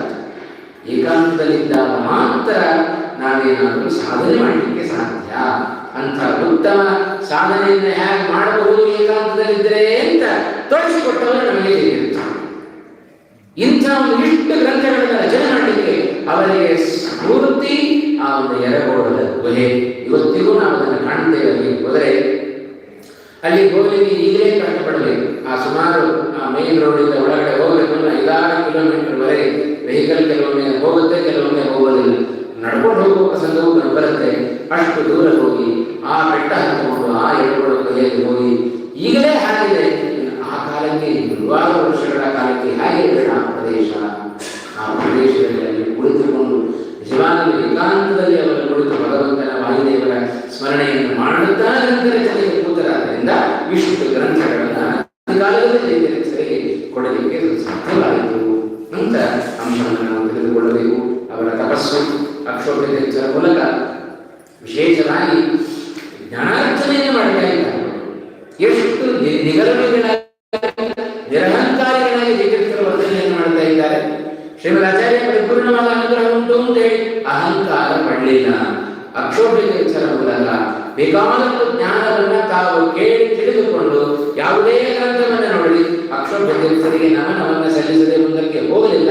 ಜೈತೀರ್ಥರು ನ್ಯಾಯಸುಧಾವನ್ನು ಬರೆಯುವಾಗ, ತತ್ವಪ್ರಕಾಶಿಕೆಯನ್ನು ಬರೆಯುವಾಗ ಪ್ರತಿಯೊಂದು ಕಡೆಗಳಲ್ಲಿಯೂ ಕೂಡ ಅಕ್ಷೋಭ್ಯತೀರ್ಥರಿಗೆ ನಮನವನ್ನು ಸಲ್ಲಿಸಿ ಶ್ರೀಮದ್ ಆಚಾರ್ಯರಿಗೆ, ವ್ಯಾಸರಿಗೆ, ಅಕ್ಷೋಭ್ಯತೀರ್ಥರಿಗೆ ನಮನವನ್ನು ಸಲ್ಲಿಸಿ ಆಮೇಲೆ ತಾವು ಗ್ರಂಥವನ್ನು ಬರಬೇಕು ಎಂದಾದರು. ಹಾಗಾಗಿ ವಿದ್ಯೆ ಇದೆ ಅಹಂಕಾರವನ್ನು ಪಡುವ ಗುಣ ಅದು ಜೈತೀರ್ಥರ ಗುಣ ಅಲ್ಲ. ಸುಮಾರು 18 ಟೀಕೆಗಳನ್ನು 18 ಟೀಕಾ ಗ್ರಂಥಗಳನ್ನು ಬರೆದವರು ಜೈತೀರ್ಥರು. ಎಲ್ಲ ಪ್ರಕರಣ ಗ್ರಂಥಗಳಿಗೆ ನ್ಯಾಯಸುಧ ಇಡೀ ನಮ್ಮ ಮತ್ತು ಸಿದ್ಧಾಂತದಲ್ಲಿ ಶ್ರೀಮದ್ ನ್ಯಾಯಸುಧ, ಶ್ರೀಮದ್ ಆಚಾರ್ಯರ ಅನುವ್ಯಾಖ್ಯಾನಕ್ಕೆ ಬರೆದ ಗ್ರಂಥ ಅದು ಶ್ರೀಮದ್ ನ್ಯಾಯಸುಧ. ಅದನ್ನು ಓದಿದವರಿಗೆ ಗೊತ್ತು ಅದರ ಮಹತ್ವ ಏನು ಅಂತ. ಬೇಕಾದರೂ ನಾವು ನ್ಯಾಯಸುಧ ಮಂಗಳಗಳಲ್ಲಿ ಭಾಗವಹಿಸುತ್ತೇವೆ, ಬೇಕಾದರೂ ಮಾತನಾಡ್ತಾ ಇರ್ತಾರೆ, ಪ್ರವಚನಗಳನ್ನು ಮಾಡ್ತಾ ಇರ್ತಾರೆ, ಸುಧಾ ಅನುವಾದ ಮಾಡ್ತಾ ಇರ್ತಾರೆ. ಸ್ವಲ್ಪ ಹೊತ್ತು ಕೂತಿರ್ತೇವೆ, ಏನು ಓದಾಗುವುದು. ಅಷ್ಟು ಗಾಢವಾದದ್ದು ಅದು ಜೈತೀರ್ಥರ ವಾಣಿ. ಆದರೆ ತಮ್ಮ ಸ್ವಂತ ಅಭಿಪ್ರಾಯಗಳನ್ನು ಸರ್ವಥಾ ಹೇಳಿಲ್ಲ. ಅದಕ್ಕೆ ಭಾಗ್ಯಶ್ರೀ ಜೈತೀರ್ಥ ಗುರು ಭಾವನ್ವಯಂತಿ, ಕೇವಲ ಗುರುಗಳಾದ ಶ್ರೀಮದ್ ಆಚಾರ್ಯರ ಭಾವನೆಗಳನ್ನೇ ವ್ಯಕ್ತಪಡಿಸ್ತಾ ಇದೆ ಜೈತೀರ್ಥರ ಪ್ರತಿಯೊಂದು ಮಾತುಗಳು. ಶ್ರೀಮದ್ ಆಚಾರ್ಯರ ಮಾತುಗಳನ್ನು ಬಿಟ್ಟು ಎಂದು ಅವರ ಅಭಿಪ್ರಾಯಕ್ಕೆ ವಿರುದ್ಧವಾದ ಇದು ನನ್ನ ಸ್ವಂತ ಅಭಿಪ್ರಾಯ ಹೀಗೂ ಇರಬಹುದು.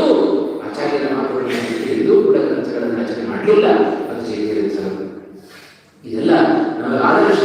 ನಾವು ಇವತ್ತು ಹೊಸದು ನಾವೇನು ಕೊಡೋದು ಬೇಡ ಜಗತ್ತಿಗೆ. ಇದ್ದದ್ದನ್ನು ನಾವು ಕಲಿತರೆ ಸಾಕು, ಅದನ್ನು ಮತ್ತೊಬ್ಬರಿಗೆ ಉಪದೇಶ ಕೊಟ್ಟರೆ ಸಾಕು. ಅದೇ ದೊಡ್ಡದು. ಇಲ್ಲದೆ ಹೋದರೆ ವಿಜೇಂದ್ರರು, ವ್ಯಾಸರಾಜರು, ರಾಯರು ಇಂಥ ವ್ಯಕ್ತಿಗಳೆಲ್ಲ ತಾವು ಏನೋ ಹೊಸದಾಗಿ ನಾನು ಒಂದು ಸಿದ್ಧಾಂತ ಸ್ಥಾಪನೆ ಮಾಡ್ತೀನಿ ಅಂತ ಹೇಳಿ ಸಾಮರ್ಥ್ಯ ಇರಲಿಲ್ಲೇನು? ಅಪರೋಕ್ಷ ಜ್ಞಾನಿಗಳಾದಂಥವರಿಗೆ ಸಾಮರ್ಥ್ಯ ಇದ್ದರೂ ಏನು ಮಾಡಬೇಕು ನಾವು? ಯಾದಕ್ಕೋಸ್ಕರ ಭಗವಂತ ನಮಗೆ ಈ ಶರೀರವನ್ನು ಕೊಟ್ಟಿದ್ದಾನೆ. ಶ್ರೀಮದ್ ಆಚಾರ್ಯರ ತತ್ವಗಳನ್ನು ಜಗತ್ತಿಗೆ ತಿಳಿಸಬೇಕು ಅನ್ನುವುದರಲ್ಲಿ ಅವರ ಜೀವನದ ತಾತ್ಪರ್ಯ ಇದ್ದೇವೆ.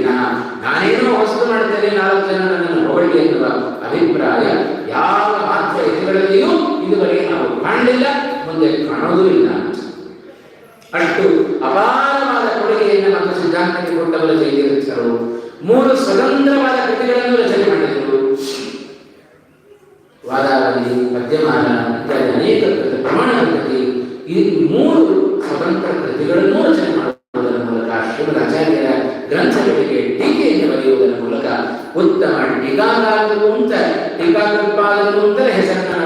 ಬರೀತೇವೆ. ಟೀಕೆಯನ್ನ ಕೃತ್ ಮಾಡಿದವರು ಆಧುನಿಕ ನಾವು ಮಾಡುವ ಟೀಕೆಯಂತೆ ಅಲ್ಲ. ಪ್ರಾರಂಭದಲ್ಲಿ ಹೇಳಿದಂತೆ ಶ್ರೀಮದ್ ಆಚಾರ್ಯರ ಭಾವನೆಗಳನ್ನು ವ್ಯಕ್ತಪಡಿಸುವ ಟೀಕೆಗಳನ್ನು, ವ್ಯಾಖ್ಯಾನಗಳನ್ನು ಬರೆದು ಕಲಿಯುವುದರ ಮೂಲಕ ಮತ್ತು ಸಿದ್ಧಾಂತಕ್ಕೆ ಅಪಾರವಾದ ಕೊಡುಗೆಯನ್ನ ಜಯತೀರ್ಥರು ತಾವು ಕೊಟ್ಟಿದ್ದಾರೆ ಎನ್ನುವ ಅಂಶವನ್ನು ಕೂಡ ಈ ಸಂದರ್ಭದಲ್ಲಿ ನಾವು ಮನಗಾಣಲಿಕ್ಕೆ ಸಾಧ್ಯತೆ ಉಂಟು. ಹೀಗೆ ಜಯತೀರ್ಥರು ಅನೇಕ ಗ್ರಂಥಗಳನ್ನು ತಾವು ಬರೆಯುವುದರ ಮೂಲಕ, ವಾದಿಗಳನ್ನು ಜಯಿಸುವುದರ ಮೂಲಕ ಅವರು ಬೇಕಾದ ಗ್ರಂಥಗಳನ್ನು ಏನೋ ರಚನೆ ಮಾಡಿದರು. ಆದರೆ ಇದರ ಹಿನ್ನೆಲೆಯಲ್ಲಿ ಹೌದಾ? ಸರಿ, ಒಂದೆರಡು ವಿಷಯಗಳು ಮುಗಿಸುವುದು. ಒಂದೆರಡು ವಿಷಯಗಳನ್ನು, ಇಷ್ಟು ಗ್ರಂಥಗಳನ್ನು ರಚನೆ ಮಾಡಿದರೆ ನಾವೇನು ಅಂದುಕೊಳ್ತೇವೆ? ಕೂಡಲೇ ನಮ್ಮಲ್ಲಿ ಅನೇಕ ಗರ್ವ ಬರಲಿಕ್ಕೆ ಅವಕಾಶ ಉಂಟು. ಆದರೆ ಜಯತೀರ್ಥರ ಮಾತು, ಅವರ ಗ್ರಂಥಗಳಲ್ಲಿ ನಾವು ಕಾಣ್ತಾ ಹೋದಾಗ ಎಷ್ಟು ಉತ್ತಮವಾದ ಮಾತುಗಳನ್ನು ಬರೆದಿದ್ದಾರೆ. ಯಾವುದೇ ಗ್ರಂಥಗಳನ್ನು ಬರೆಯಬೇಕಾದರೂ ಅವರು ಎಂದು ಅಹಂಕಾರ ಪಟ್ಟವರಲ್ಲ. ಇದು ಪ್ರಧಾನವಾಗಿ ನಮ್ಮಲ್ಲಿರಬೇಕಾದ ಮಾತು. ಶಾಸ್ತ್ರದ ಅಧ್ಯಾತ್ಮದ ಮಾರ್ಗದಲ್ಲಿ ನಾವು ಇದ್ದೇವೆ ಅಂತ ಹೇಳಿದ್ರೆ ಸರ್ವಥಾ ನಾವು ಅದನ್ನು ಅಹಂಕಾರವನ್ನು ಸರ್ವಥಾ ಬಿಡಬೇಕು ಅಂತ.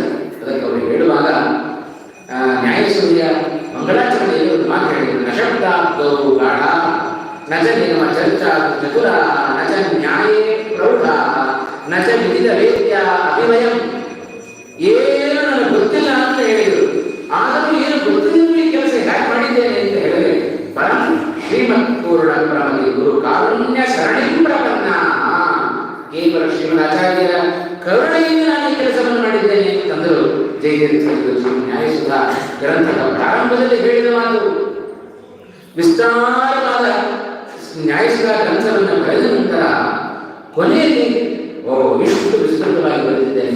ಪ್ರಾರಂಭದಲ್ಲಿ ಏನೋ ವಿನಯ ಇತ್ತಪ್ಪ, ಭಾರಿ ಗ್ರಂಥವನ್ನು ಬರೆದರು, ಕೊನೆಯಲ್ಲಿ ಅವರ ಅಹಂಕಾರ ಬಂತೇನೋ ಅಂತ ಹೇಳಿದರೆ ಕೊನೆಯಲ್ಲಿಯೂ ಜಯತೀರ್ಥರು ಹೇಳಿಕೊಳ್ತಾರೆ, ಈ ಇಷ್ಟು ವಿಸ್ತೃತವಾದ ಗ್ರಂಥವನ್ನ ನಾನು ಯಾಕೆ ಬರದೆ ಅಂತ ಹೇಳಿದ್ರೆ ನಾ ವೈದುಷ್ಯ ಪ್ರಾಂತ್ಯ, ಏನೋ ಭಾರೀ ವಿದ್ವಾಂಸ ನಾನು ಅನ್ನೋ ದೃಷ್ಟಿಯಿಂದ ಭ್ರಮೆಯಿಂದ ಈ ಗ್ರಂಥವನ್ನು ಬರೆದದ್ದಲ್ಲ. ಅಥವಾ ನಾ ವಚನ ಚಾತುರ್ಯ ಬುದ್ಧಿಯ, ನನಗಿಂತ ಹಿಂದೆ ಬೇಕಾದಷ್ಟು ಗ್ರಂಥಗಳನ್ನು ಬರೆದಿದ್ದಾರೆ, ನಾನು ಬಂದಿದ್ದೇನೆ ಅವರನ್ನೆಲ್ಲ ಖಂಡನೆ ಮಾಡಬೇಕು, ಅವರ ಮಾತುಗಳು ಸರಿ ಇಲ್ಲ, ನನ್ನ ಮಾತುಗಳೇ ಸರಿಯಾದದ್ದು ಅನ್ನುವ ಭಾವನೆಯಿಂದ ಬರೆದದ್ದು ಹಾಗೂ ಅಲ್ಲ. ನನ್ನ ಮಾತ್ಸರ್ಯಾವೇಶ ನಗ ಚಪಲತ ದೋಷವಶದ. ಎಷ್ಟು ವಿನಯ, ಯಾವ ಕಾರಣದಿಂದಲೂ ನಾನು ಬರೆದದ್ದಲ್ಲ. ಏನೋ ನನಗಿಂತ ಫಲಿತ ಬರೆದುಬಿಟ್ಟಿದ್ದಾರೆ ಅಂತೇಳಿ ಅವರ ಮೇಲಿನ ಮಾತ್ಸರ್ಯದಿಂದ ಬರೆದದ್ದಲ್ಲ. ಕೇವಲ ಶ್ರೀಮದ್ ಆಚಾರ್ಯರ ಅನುಗ್ರಹಕ್ಕೋಸ್ಕರ ನಾನು ಗ್ರಂಥಗಳನ್ನು ರಚನೆ ಮಾಡಿದ್ದೇನೆ ಅಂತ ಗ್ರಂಥದ ಆದಿಯಲ್ಲಿಯೂ ಅದೇ ಭಾವನೆ, ಗ್ರಂಥದ ಕೊನೆಯಲ್ಲಿಯೂ ಕೂಡ ಅದೇ ಭಾವನೆಯನ್ನು ವ್ಯಕ್ತಪಡಿಸಿದವರು ಜಯತೀರ್ಥರು. ಇದೇ ತತ್ವಪ್ರಕಾಶಿಕೆಯ ಮಂಗಳವನ್ನು ಆಚರಣೆ ಮಾಡುವಾಗ ಮಂಗಳಾಚರಣೆಯಲ್ಲಿ ಹೇಳಿದ ಮಾತು ಎಷ್ಟು ವಿನಯ. ಗಂಗಾ ಸಂಗೇನ ನೈರ್ಮಲ್ಯಂ ರಥ್ಯಾತ್ ನಿರ್ಲಭ್ಯತೆ ಯಥಾ ವಾಚೋ ವಿಶುದ್ಧಿ ಸಿದ್ಧ್ಯರ್ಥಂ ಸಂಗಮ್ಯಂತೆ ಗುರೋರ್ಗಿರಹ ಅಂತ ಹೇಳಿಕೊಂಡ್ರು ಜಯತೀರ್ಥರು. ಇದು ನನ್ನ ಮಾತುಗಳು ಅಂತ ಹೇಳಿ ನೀವು ಬೆಲೆ ಕೊಡಬೇಡಪ್ಪ. ಹೇಗೆ ಬೀದಿಯಲ್ಲಿ ಹರಿಯುವ ನದಿಯಲ್ಲಿ ಯಾರು ಸ್ನಾನ ಮಾಡೋದಿಲ್ಲ, ಅದೇ ರಸ್ತೆಯಲ್ಲಿ ಹರಿಯುವ ನೀರು ಗಂಗಾ ನದಿಯ ಜೊತೆಗೆ ಹೋಗಿ ಸೇರಿತು ಅಂತಾದರೆ ಎಲ್ಲರೂ ಹುಡುಗ ಹಾಕಿದ್ದೆ ಆ ರಸ್ತೆಯಲ್ಲಿ ಹರಿಯುವ ನೀರು ಗಂಗಾ ನದಿಯ ಜೊತೆಗೆ ಸಂಗಮನ್ನ ಮಾಡಿದ್ದರಿಂದ ಭಾರೀ ಬೆಲೆ.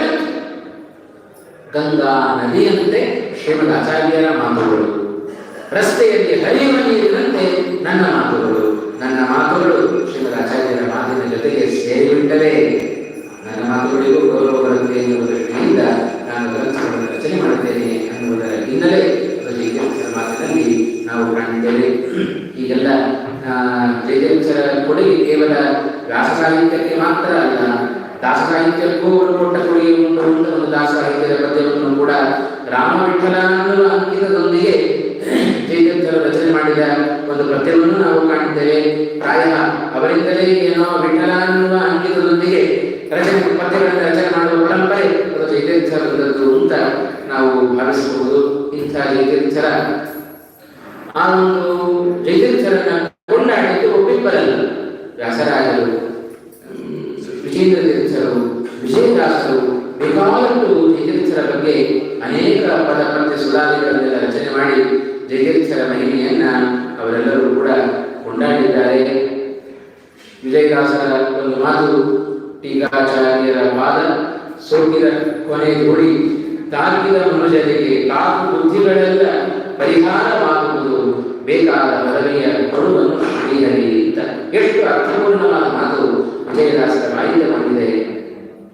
ಸುಮ್ಮನೆ ಹಾಗೆ ನಮ್ಮ ಭಗವಂತನ ಅನುಗ್ರಹ ಆಗೋದಿಲ್ಲದೆ, ಇಂಥ ಮಹನೀಯರ ಅನುಗ್ರಹ ಆಗಲಟ್ಟೆ ನಮಗೆ ಭಗವಂತನ ಅನುಗ್ರಹ, ಮೊದಲಾದ ಗುರುಗಳ ಅನುಗ್ರಹ. ಇವತ್ತು ಹಾಗೆ ಇಲ್ಲಿ ಲೋಕದಲ್ಲೇ ನಾವು ಅದನ್ನು ಕಾಣ್ತೇವೆ. ನೇರವಾಗಿ ನಾವು ಪ್ರಧಾನಮಂತ್ರಿಗಳ ಬಳಿಗೋ ಮುಖ್ಯಮಂತ್ರಿಗಳ ಬಳಿಗೋ ಹೋಗ್ಲಿಕ್ಕೆ ಸಾಧ್ಯವೋ? ಆಗೋದಿಲ್ಲ. ಅವ್ರ ಕೈ ಕಡೆ 16 ಜನ ಇರ್ತಾರೆ. ಅವರೆಲ್ಲರದ್ದು ಪರ್ಮಿಷನ್ ಬೇಕು. ಅವರೆಲ್ಲರೂ ಒಪ್ಪಿಗೆ ಕೊಟ್ಟರೆ ಒಂದೊಂದೇ ಹಂತ ಬೇರೆ ಮೇಲಕ್ಕೆ ಹೋಗಿ ಕೊನೆಗೆ ಆ ದೊಡ್ಡ ವ್ಯಕ್ತಿಗಳನ್ನು, ಅಧಿಕಾರಿಗಳನ್ನು ನಾವು ಭೇಟಿ ಮಾಡಬೇಕು. ಈ ಒಂದು ಸಾಧಾರಣವಾದ ಒಂದು ಅಧಿಕಾರಿ ಭೇಟಿಗೆ ಇಷ್ಟು ನಿಯಮ ಉಂಟಂತೆ. ಸರ್ವೋತ್ತಮನಾದ ಭಗವಂತನ ಬಳಿಗೆ ಹೋಗಬೇಕು ಅಂದ್ರೆ ಸುಮ್ಮನೆ ಸಾಧ್ಯವೋ? ಬರೀ ಕೆಳಗಿಂದ ಎಲ್ಲರ ಅನುಗ್ರಹವನ್ನು ಪಡ್ಕೊಂಡು ತಂದಾನೆ ಭಗವಂತ. ಭಗವಂತನನ್ನ ಬಳಿಗೆ ನಾವು ಹೋಗುವಾಗ ಕೇವಲ ಭಗವಂತನನ್ನ ಸ್ತೋತ್ರ ಮಾಡಿದರೆ ಸಾಲದು, ಭಗವಂತನ ಅನುಯಾಯಿಗಳ ಹೃದಯ, ಭಕ್ತರ ಹೃದಯ ಭಗವಂತನನ್ನು ಸ್ತೋತ್ರ ಮಾಡಬೇಕು. ಇದು ಭಗವಂತ ನನಗೆ ತಿಳಿಸಿಕೊಟ್ಟದ್ದು ಅಂತ. ಆ ಹಿನ್ನೆಲೆಯಲ್ಲಿ ಗುರುಪ್ರಸಾದೋ ಬಲವಾನ್ ನ ತಸ್ಮಾತ್ ಬಲವಂತರ. ನಮ್ಮ ಪಾಲಿಗೆ ನಮ್ಮ ದೊಡ್ಡ ಸೌಭಾಗ್ಯ, ಶ್ರೀಮದ್ ಆಚಾರ್ಯರು ಮಾತ್ರ ಗುರುಗಳಲ್ಲ, ಅವರಂತೆ ಅವಾಂತರ ಗುರುಗಳು ನಮಗೆ ಬೇಕಾದಷ್ಟು ಜನ ಸಿಕ್ಕಿದ್ದಾರೆ. ಆ ಎಲ್ಲರ ಗುರುಗಳ ಮೂಲಕವಾಗಿ ಎಲ್ಲರ ಒಳಗೂ ಶ್ರೀಮದ್ ಆಚಾರ್ಯರಿದ್ದಾರೆ, ಎಲ್ಲರ ಒಳಗೂ ಭಗವಂತ ಇದ್ದಾನೆ. ಆ ಗುರುಗಳ ಮೂಲಕವಾಗಿ ನಾವು ವಾಯುದೇವರನ್ನ ಭಗವಂತನನ್ನು ತಲುಪುವ ಪ್ರಯತ್ನವನ್ನ ಮಾಡಿದರೆ ಮಾತ್ರ ಭಗವಂತ ನಮ್ಮನ್ನು ಸ್ವೀಕಾರ ಮಾಡಿದ್ದಾನೆ. ಆ ಒಂದು ರಹಸ್ಯವನ್ನ ವಿಜಯದಾಸರು ತಿಳಿಸಿಕೊಟ್ಟರು. ಬೇಕಾದ ಪದವಿಯ ಕೊಡುವನು ಶ್ರೀಹರಿ. ನಮಗೆ ಬೇಕಾದ ಪದವಿ ಅಂತ ಹೇಳಿದರೆ ಅದು ಮೋಕ್ಷ. ಅದನ್ನ ಕೊಡಬೇಕು ಅಂತ ಹೇಳಿದರೆ ಜಯತೀರ್ಥರ ಅನುಗ್ರಹದಿಂದ ಎಲ್ಲ ಪಾಪಗಳನ್ನು ಕಳೆದುಕೊಳ್ಳ್ರಿ, ಆಮೇಲೆ ನನ್ನ ಬಳಿ ಬರ್ರಿ, ಆಮೇಲೆ ನಾನು ನಿಮ್ಮನ್ನು ಅನುಗ್ರಹ ಮಾಡಿದ್ದೇನೆ ಅಂತ ಭಗವಂತ ಹೇಳಿದ. ಜಾಯಿತು ನುಡಿಯಲು ಜಯಶೀಲನಾಗುವ. ನಮಗೆ ಬೇಕಾದ್ದು ಅದೇ ಇಲ್ಲೇನು?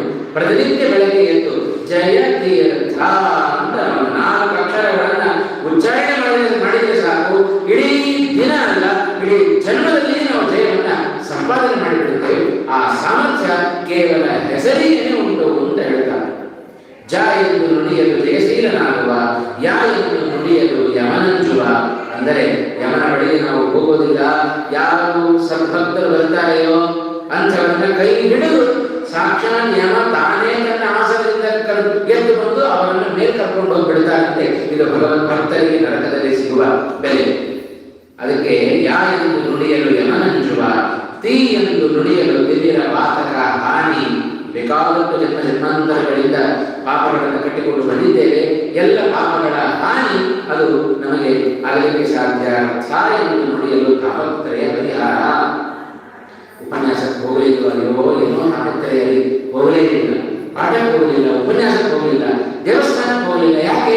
ಏನೋ ತಾಪತ್ರಯ ನಮಗೆ ಇಲ್ಲದೆ ಆ ತಾಪತ್ರಯ ನಮ್ಮಿಂದ ನಾಶ ಆಗಬೇಕು.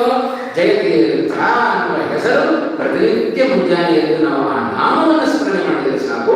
ಅದರಿಂದ ಎಲ್ಲ ತಾಪತ್ರಯಗಳನ್ನು ಪರಿಹಾರ ಮಾಡಿಕೊಳ್ಳುವ ಸಾಮರ್ಥ್ಯ ಅದು ನಮಗೆ ಬರುತ್ತೆ. ಆ ಸಾಮರ್ಥ್ಯ ಇರೋದು ಆ ಜಯತೀರ್ಥರ ನಾಮದಲ್ಲಿ. ನಾಮಕ್ಕೆ ಎಷ್ಟು ಬಲ ಉಂಟು ಅಂತ ಹೇಳಿದರೆ ಆ ವ್ಯಕ್ತಿಗಳಲ್ಲಿ ಎಷ್ಟು ಬಲ ಇರಲಿಕ್ಕಿಲ್ಲ. ಹೀಗಾಗಿ ಜಯತೀರ್ಥರ ಆ ಒಂದು ಅನೇಕ ಹಿನ್ನೆಲೆಯಲ್ಲಿ ತಿಳ್ಕೊಳ್ಳಿಕ್ಕೆ ಸಾಧ್ಯ. ಕೊನೆಯ 15 ನಿಮಿಷಗಳಲ್ಲಿ ಶಾಸ್ತ್ರದ ಬಗ್ಗೆ ಏನಾದರೂ ಹೇಳೋಣ ಅಂತ ಅನ್ಕೊಂಡೆ. ಅಂದ್ರೆ ಆಚಾರ್ಯರು ಕೂಡ ಹೇಳಿದ್ದಾರೆ. ಒಂದೇ ಒಂದು ಜಯತೀರ್ಥರ ಮಾತು ಅದನ್ನ ನೋಡಿಬಿಡಿ. ಹೇಗೆ ಆಚಾರ್ಯರ ನಾವು ಹೇಳ್ತೀವಲ್ಲ, ಗುರುಭಾವಂ ಎಂದೇನಂತೆ ಅದು ಹೇಳಿಬಿಟ್ರೆ ಸಾಕು. ಹೇಗೆ ಗುರುಗಳ ಭಾವವನ್ನ, ಶ್ರೀಮದ್ ಆಚಾರ್ಯರ ಭಾವನೆಗಳನ್ನ ತಮ್ಮ ಮಾತಿನಲ್ಲಿ ಎತ್ತಿ ಹೇಳಿತಾ ಇದ್ದಾರೆ. ಅದನ್ನು ನೋಡುವ ಒಂದೇ ಒಂದು ಬೇಕಾದಷ್ಟು ಮಾತುಗಳು. ಪ್ರತಿಯೊಂದು ಜಯತೀರ್ಥರ ಮಾತು ಶ್ರೀಮದ್ ಆಚಾರ್ಯರ ಅಭಿಪ್ರಾಯವನ್ನು ವ್ಯಕ್ತಪಡಿಸುವ ಮಾತುಗಳೇ ಆಗಿಲ್ಲ. ಅದನ್ನು ಅರ್ಥ ಮಾಡಿಕೊಳ್ಳುವ ಭಯ ಮಾತ್ರ ನಮಗೆ ಬೇಕು. ಶ್ರೀಮದ್ ಆಚಾರ್ಯರು ಅನೇಕ ಪ್ರಕರಣ ಗ್ರಂಥಗಳನ್ನು ರಚನೆ ಮಾಡಿದ್ದಾರೆ. ಅದರಲ್ಲಿ ಒಂದು ಉಪಾಧಿ ಖಂಡನ ಅನ್ನುವ ಒಂದು ಪ್ರಕರಣ ಗ್ರಂಥ. ಅದರಲ್ಲಿ ಮಂಗಳಾಚರಣೆಯನ್ನು ಶ್ರೀಮದ್ ಆಚಾರ್ಯರು ತಾವು ಮಾಡುವಾಗ ನಾರಾಯಣ ಅಗಣ್ಯ ಗುಣ ನಿತ್ಯ ಈಗ ನಿಲಯಾಕೃತಿ ಅಶೇಷ ದೋಷರಹಿತ ಪ್ರಿಯತಾಂ ಕಮಲಾಲಯ.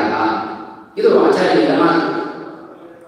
ನಾರಾಯಣನನ್ನು ನಮಸ್ಕಾರ ಮಾಡಿದರು. ಇಲ್ಲಿ ಒಂದು ಅಂಶವನ್ನು ಹೇಳ್ತೇನೆ. ಜಯತೀರ್ಥರ ಕೊಡುಗೆ ಸಣ್ಣ ಸಣ್ಣ ಕೊಡುಗೆಗಳು, ಅದೇ ಭಾರೀ ಅದರಿಂದ ನಮಗೆ ಉಪಕಾರ ಆಗುತ್ತೆ. ಮಂಗಳಾಚರಣೆಯನ್ನು ಮಾಡಿದರು. ನಾರಾಯಣ ಅಗಣ್ಯ ಗುಣ ನಿತ್ಯ ಈಗ ನಿಲಯಾಕೃತಿ ಹೇಳಲಿಕ್ಕೆ ಸಾಧ್ಯವಿಲ್ಲದಷ್ಟು ಗುಣಗಳಿಂದ ಕೂಡಿದ ಆಕೃತಿ ದೇಹ, ಅದು ಭಗವಂತನ ದೇಹ. ಅಶೇಷ ದೋಷರಹಿತ, ಯಾವ ಕೇವಲ ಗುಣ ಮಾತ್ರ ಅಲ್ಲ, ಗುಣ ನಮ್ಮಲ್ಲಿ ಉಂಟು, ಆದರೆ ನಮ್ಮ ಗುಣ ಅದು ದೋಷಪೂರಿತವಾದ ಗುಣ. ಭಗವಂತನಲ್ಲಿರುವ ಗುಣ ದೋಷರಹಿತವಾದ ಗುಣ. ಯಾವ ದೋಷದ ಲೇಷವೂ ಇಲ್ಲದ ಗುಣಗಳಿಂದ ಕೂಡಿದ ದೇಹ ಅದು ಭಗವಂತನ ದೇಹ. ಅನಂತ ಗುಣಗಳಿಂದ ಪೂರ್ಣವಾದ ದೇಹ ಭಗವಂತನ ದೇಹ.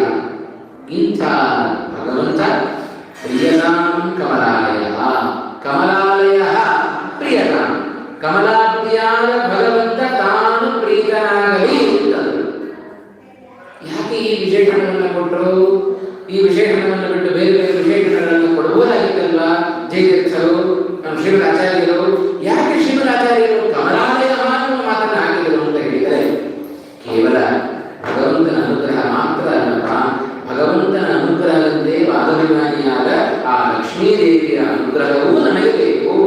ಅದಕ್ಕೋಸ್ಕರ ಕೇವಲ ನಾರಾಯಣನ ಅನುಗ್ರಹದ ಜೊತೆಗೆ ಆ ಲಕ್ಷ್ಮೀದೇವಿಯ ಅನುಗ್ರಹವೂ ಎಲ್ಲರಿಗೂ ಸಿಗಲಿ ಎನ್ನುವ ಉದ್ದೇಶದಿಂದ ಶ್ರೀಮದ್ ಆಚಾರ್ಯರು ಭಗವಂತನಿಗೆ ಬೇರೆ ವಿಶೇಷವನ್ನು ಕೊಟ್ಟು ಸ್ತೋತ್ರ ಮಾಡುವ ಭಾಗವಿದ್ದರೂ ಕಮಲಾಲಯ, ಕಮಲ ಅಂದರೆ ಲಕ್ಷ್ಮೀದೇವಿ, ಆ ಲಕ್ಷ್ಮೀದೇವಿಗೆ ಆಶ್ರಯನಾದ ಆ ರಮಾಪತಿಯನ್ನ ನೀವು ಸ್ತೋತ್ರ ಮಾಡಿ ಅಂತ ಲಕ್ಷ್ಮೀದೇವಿಯ ಜೊತೆಯಲ್ಲಿ ತಂದು ಶ್ರೀಮದ್ ಆಚಾರ್ಯರು. ಹಾಗಾಗಿ ಭಗವಂತನನ್ನ ಸ್ತೋತ್ರ ಮಾಡಬೇಕಾದರೆ ಕೇವಲ ಭಗವಂತನ ಸ್ತೋತ್ರ ಅಲ್ಲ, ಲಕ್ಷ್ಮೀದೇವಿಯನ್ನ ಜೊತೆಗೂಡಿಕೊಂಡು ಭಗವಂತನ ಸ್ತೋತ್ರ ಮಾಡಲಿ. ಹಾಗಾದರೆ ನಮಗೆ ಜ್ಞಾನ ಸಾಕು. ಅದನ್ನು ಕೊಡ್ತಾಳೆ ಲಕ್ಷ್ಮೀದೇವಿ ಅಂತ ಹೇಳಿದರೆ ಲಕ್ಷ್ಮಿಯನ್ನು ಮಾತ್ರ ಸ್ತೋತ್ರ ಮಾಡೋಣ, ಭಗವಂತನನ್ನು ಬಿಟ್ಟುಬಿಡೋಣ ಅಂತ ಹೇಳಿದರೆ ಅದು ಆಗೋದಿಲ್ಲ.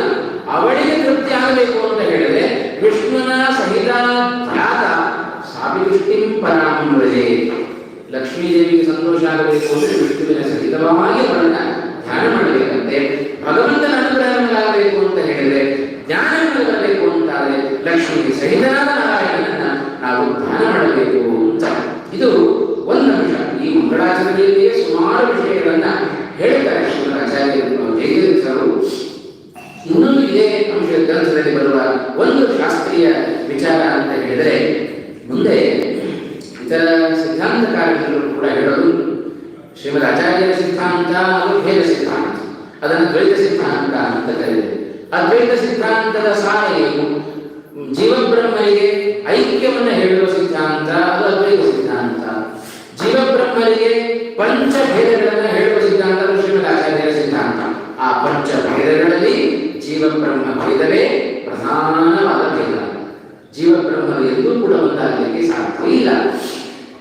ಅನೇಕ ಅಂಶಗಳನ್ನ ಜೀವಬ್ರಹ್ಮರ ಭೇದದ ವಿಷಯದಲ್ಲಿ ಶ್ರೀಮದ್ ಆಚಾರ್ಯರು ತಮ್ಮ ಗ್ರಂಥಗಳಲ್ಲಿ ಅಲ್ಲಲ್ಲಿ ಕೊಡ್ತಾ ಹೋಗ್ತಾರೆ. ನೋಡೋಣ ಇದೇನೆ ಎಷ್ಟು ಅದ್ಯತ್ವಂ ಚ ಅಲ್ಪಶಕ್ತಿತ್ವಂ ದುಃಖಿತ್ವಂ ಸ್ವಲ್ಪಕರ್ತೃತ ಸರ್ವಜ್ಞತ್ವಾದಿ ಈಶಗುಣ ವಿರುದ್ಧ ಅನುಭೂತಿಗ. ಜೀವಬ್ರಹ್ಮನಿಗೆ ಭೇದವನ್ನು ಸಾಧನೆ ಮಾಡುವುದಕ್ಕೆ ಹೇಳಿದ ಶ್ರೀಮದ್ ಆಚಾರ್ಯರ ಮಾತು ಹೇಗೆ ಒಂದಾಗಲಿಕ್ಕೆ ಸಾಧ್ಯಪ್ಪ? ಜೀವನ ಗುಣ ಏನು? ಅಜ್ಞತ್ವಂ. ಜೀವನದಲ್ಲಿ ಅಜ್ಞಾನ ಇದೆ. ಜೀವನ ನಮ್ಮಲ್ಲಿ ಶಕ್ತಿ ಉಂಟು. ಎಷ್ಟು ಅಜ್ಞಾನ ಇದೆ ಅಂತ ನಮಗೆ ಗೊತ್ತಿದೆ. 4 ಗೋಡೆಗಳ ಮಧ್ಯದಲ್ಲಿದ್ದೇವೆ. 4 ಗೋಡೆಗಳ ಮಧ್ಯದಲ್ಲಿ ಏನ್ ನಡೀತಾ ಇದೆ ಅಷ್ಟೇ ಗೊತ್ತು. ಗೋಡೆಯ ಆಚರಣೆಯಲ್ಲಿ ಯಾರು ಬಂದಿದ್ದಾರೆ, ಏನ್ ಮಾಡ್ತಾ ಇದ್ದಾರೆ, ಏನು ನಮಗೆ ತಿಳಿಯೋದಿಲ್ಲ. ಬಾಹ್ಯವಾದ ಜ್ಞಾನವೇ ಬರೋದಿಲ್ಲ ಅಂತ ಹೇಳಿದ್ರೆ ಅಂತರಂಗದಲ್ಲಿ ಕುಳಿತ ಅನಿವಾರ್ಯವಾದ ಜ್ಞಾನ ನಮಗೆ ಹೇಗೆ ಬರಲಿಕ್ಕೆ ಸಾಧ್ಯ? ಹಾಗಾಗಿ ಪರಿಪೂರ್ಣವಾದ ಅಜ್ಞಾನ ನಮಗೆ ಆವರಿಸಿದೆ. ಜೀವನ ಸ್ವಭಾವ ಅಜ್ಞಾನದಿಂದ ಕೂಡಿದೆ.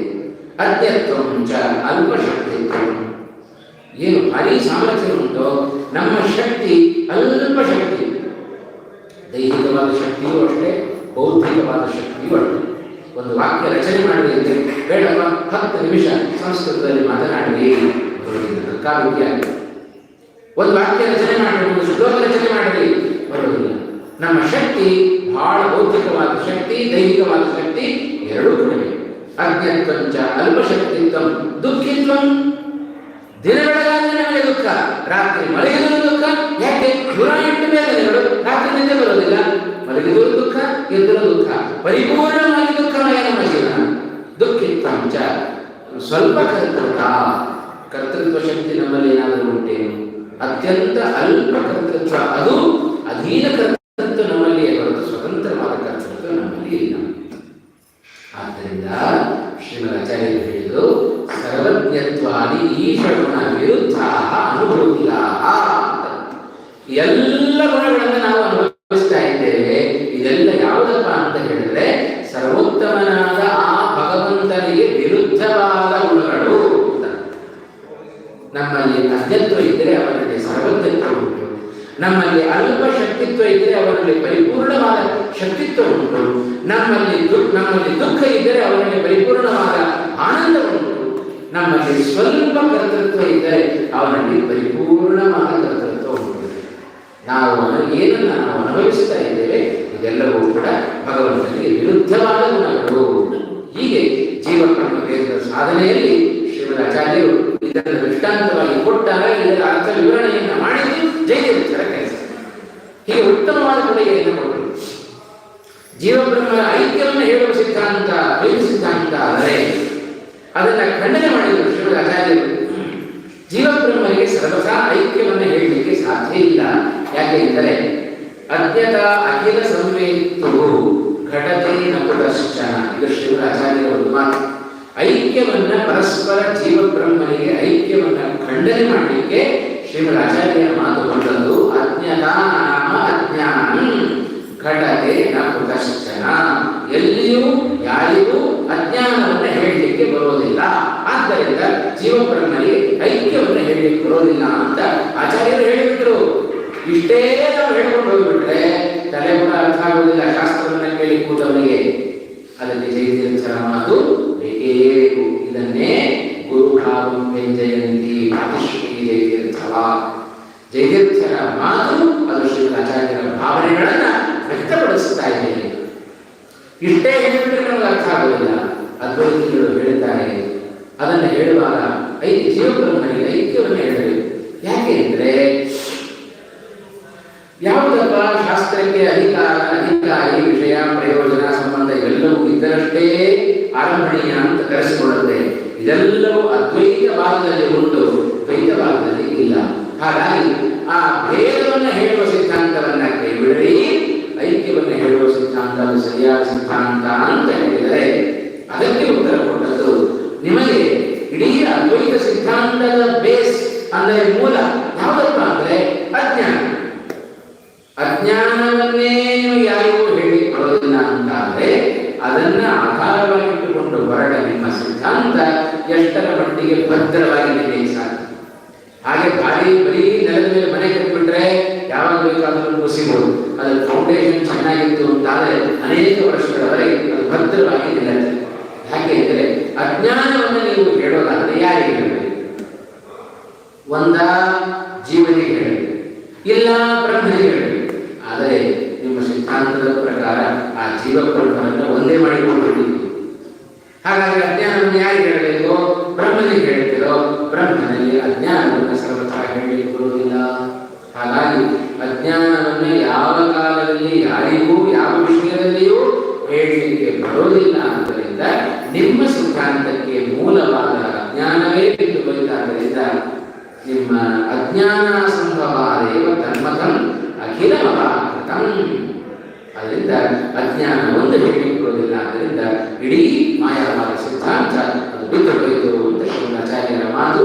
ಇಂಥ ಸೂತ್ರಪ್ರಾಯದಲ್ಲಿ ಬಂದ ಶ್ರೀಮದಾಚಾರ್ಯರ ಮಾತುಗಳನ್ನು ಸ್ಪಷ್ಟವಾಗಿ ಇತರ ಸಿದ್ಧಾಂತಗಳನ್ನು ಖಂಡನೆ ಮಾಡೋದ್ರ ಮೂಲಕ ಕೆಲವರು ಇತರ ಸಿದ್ಧಾಂತಕಾರರು ಹೇಳೋದುಂಟಂತೆ.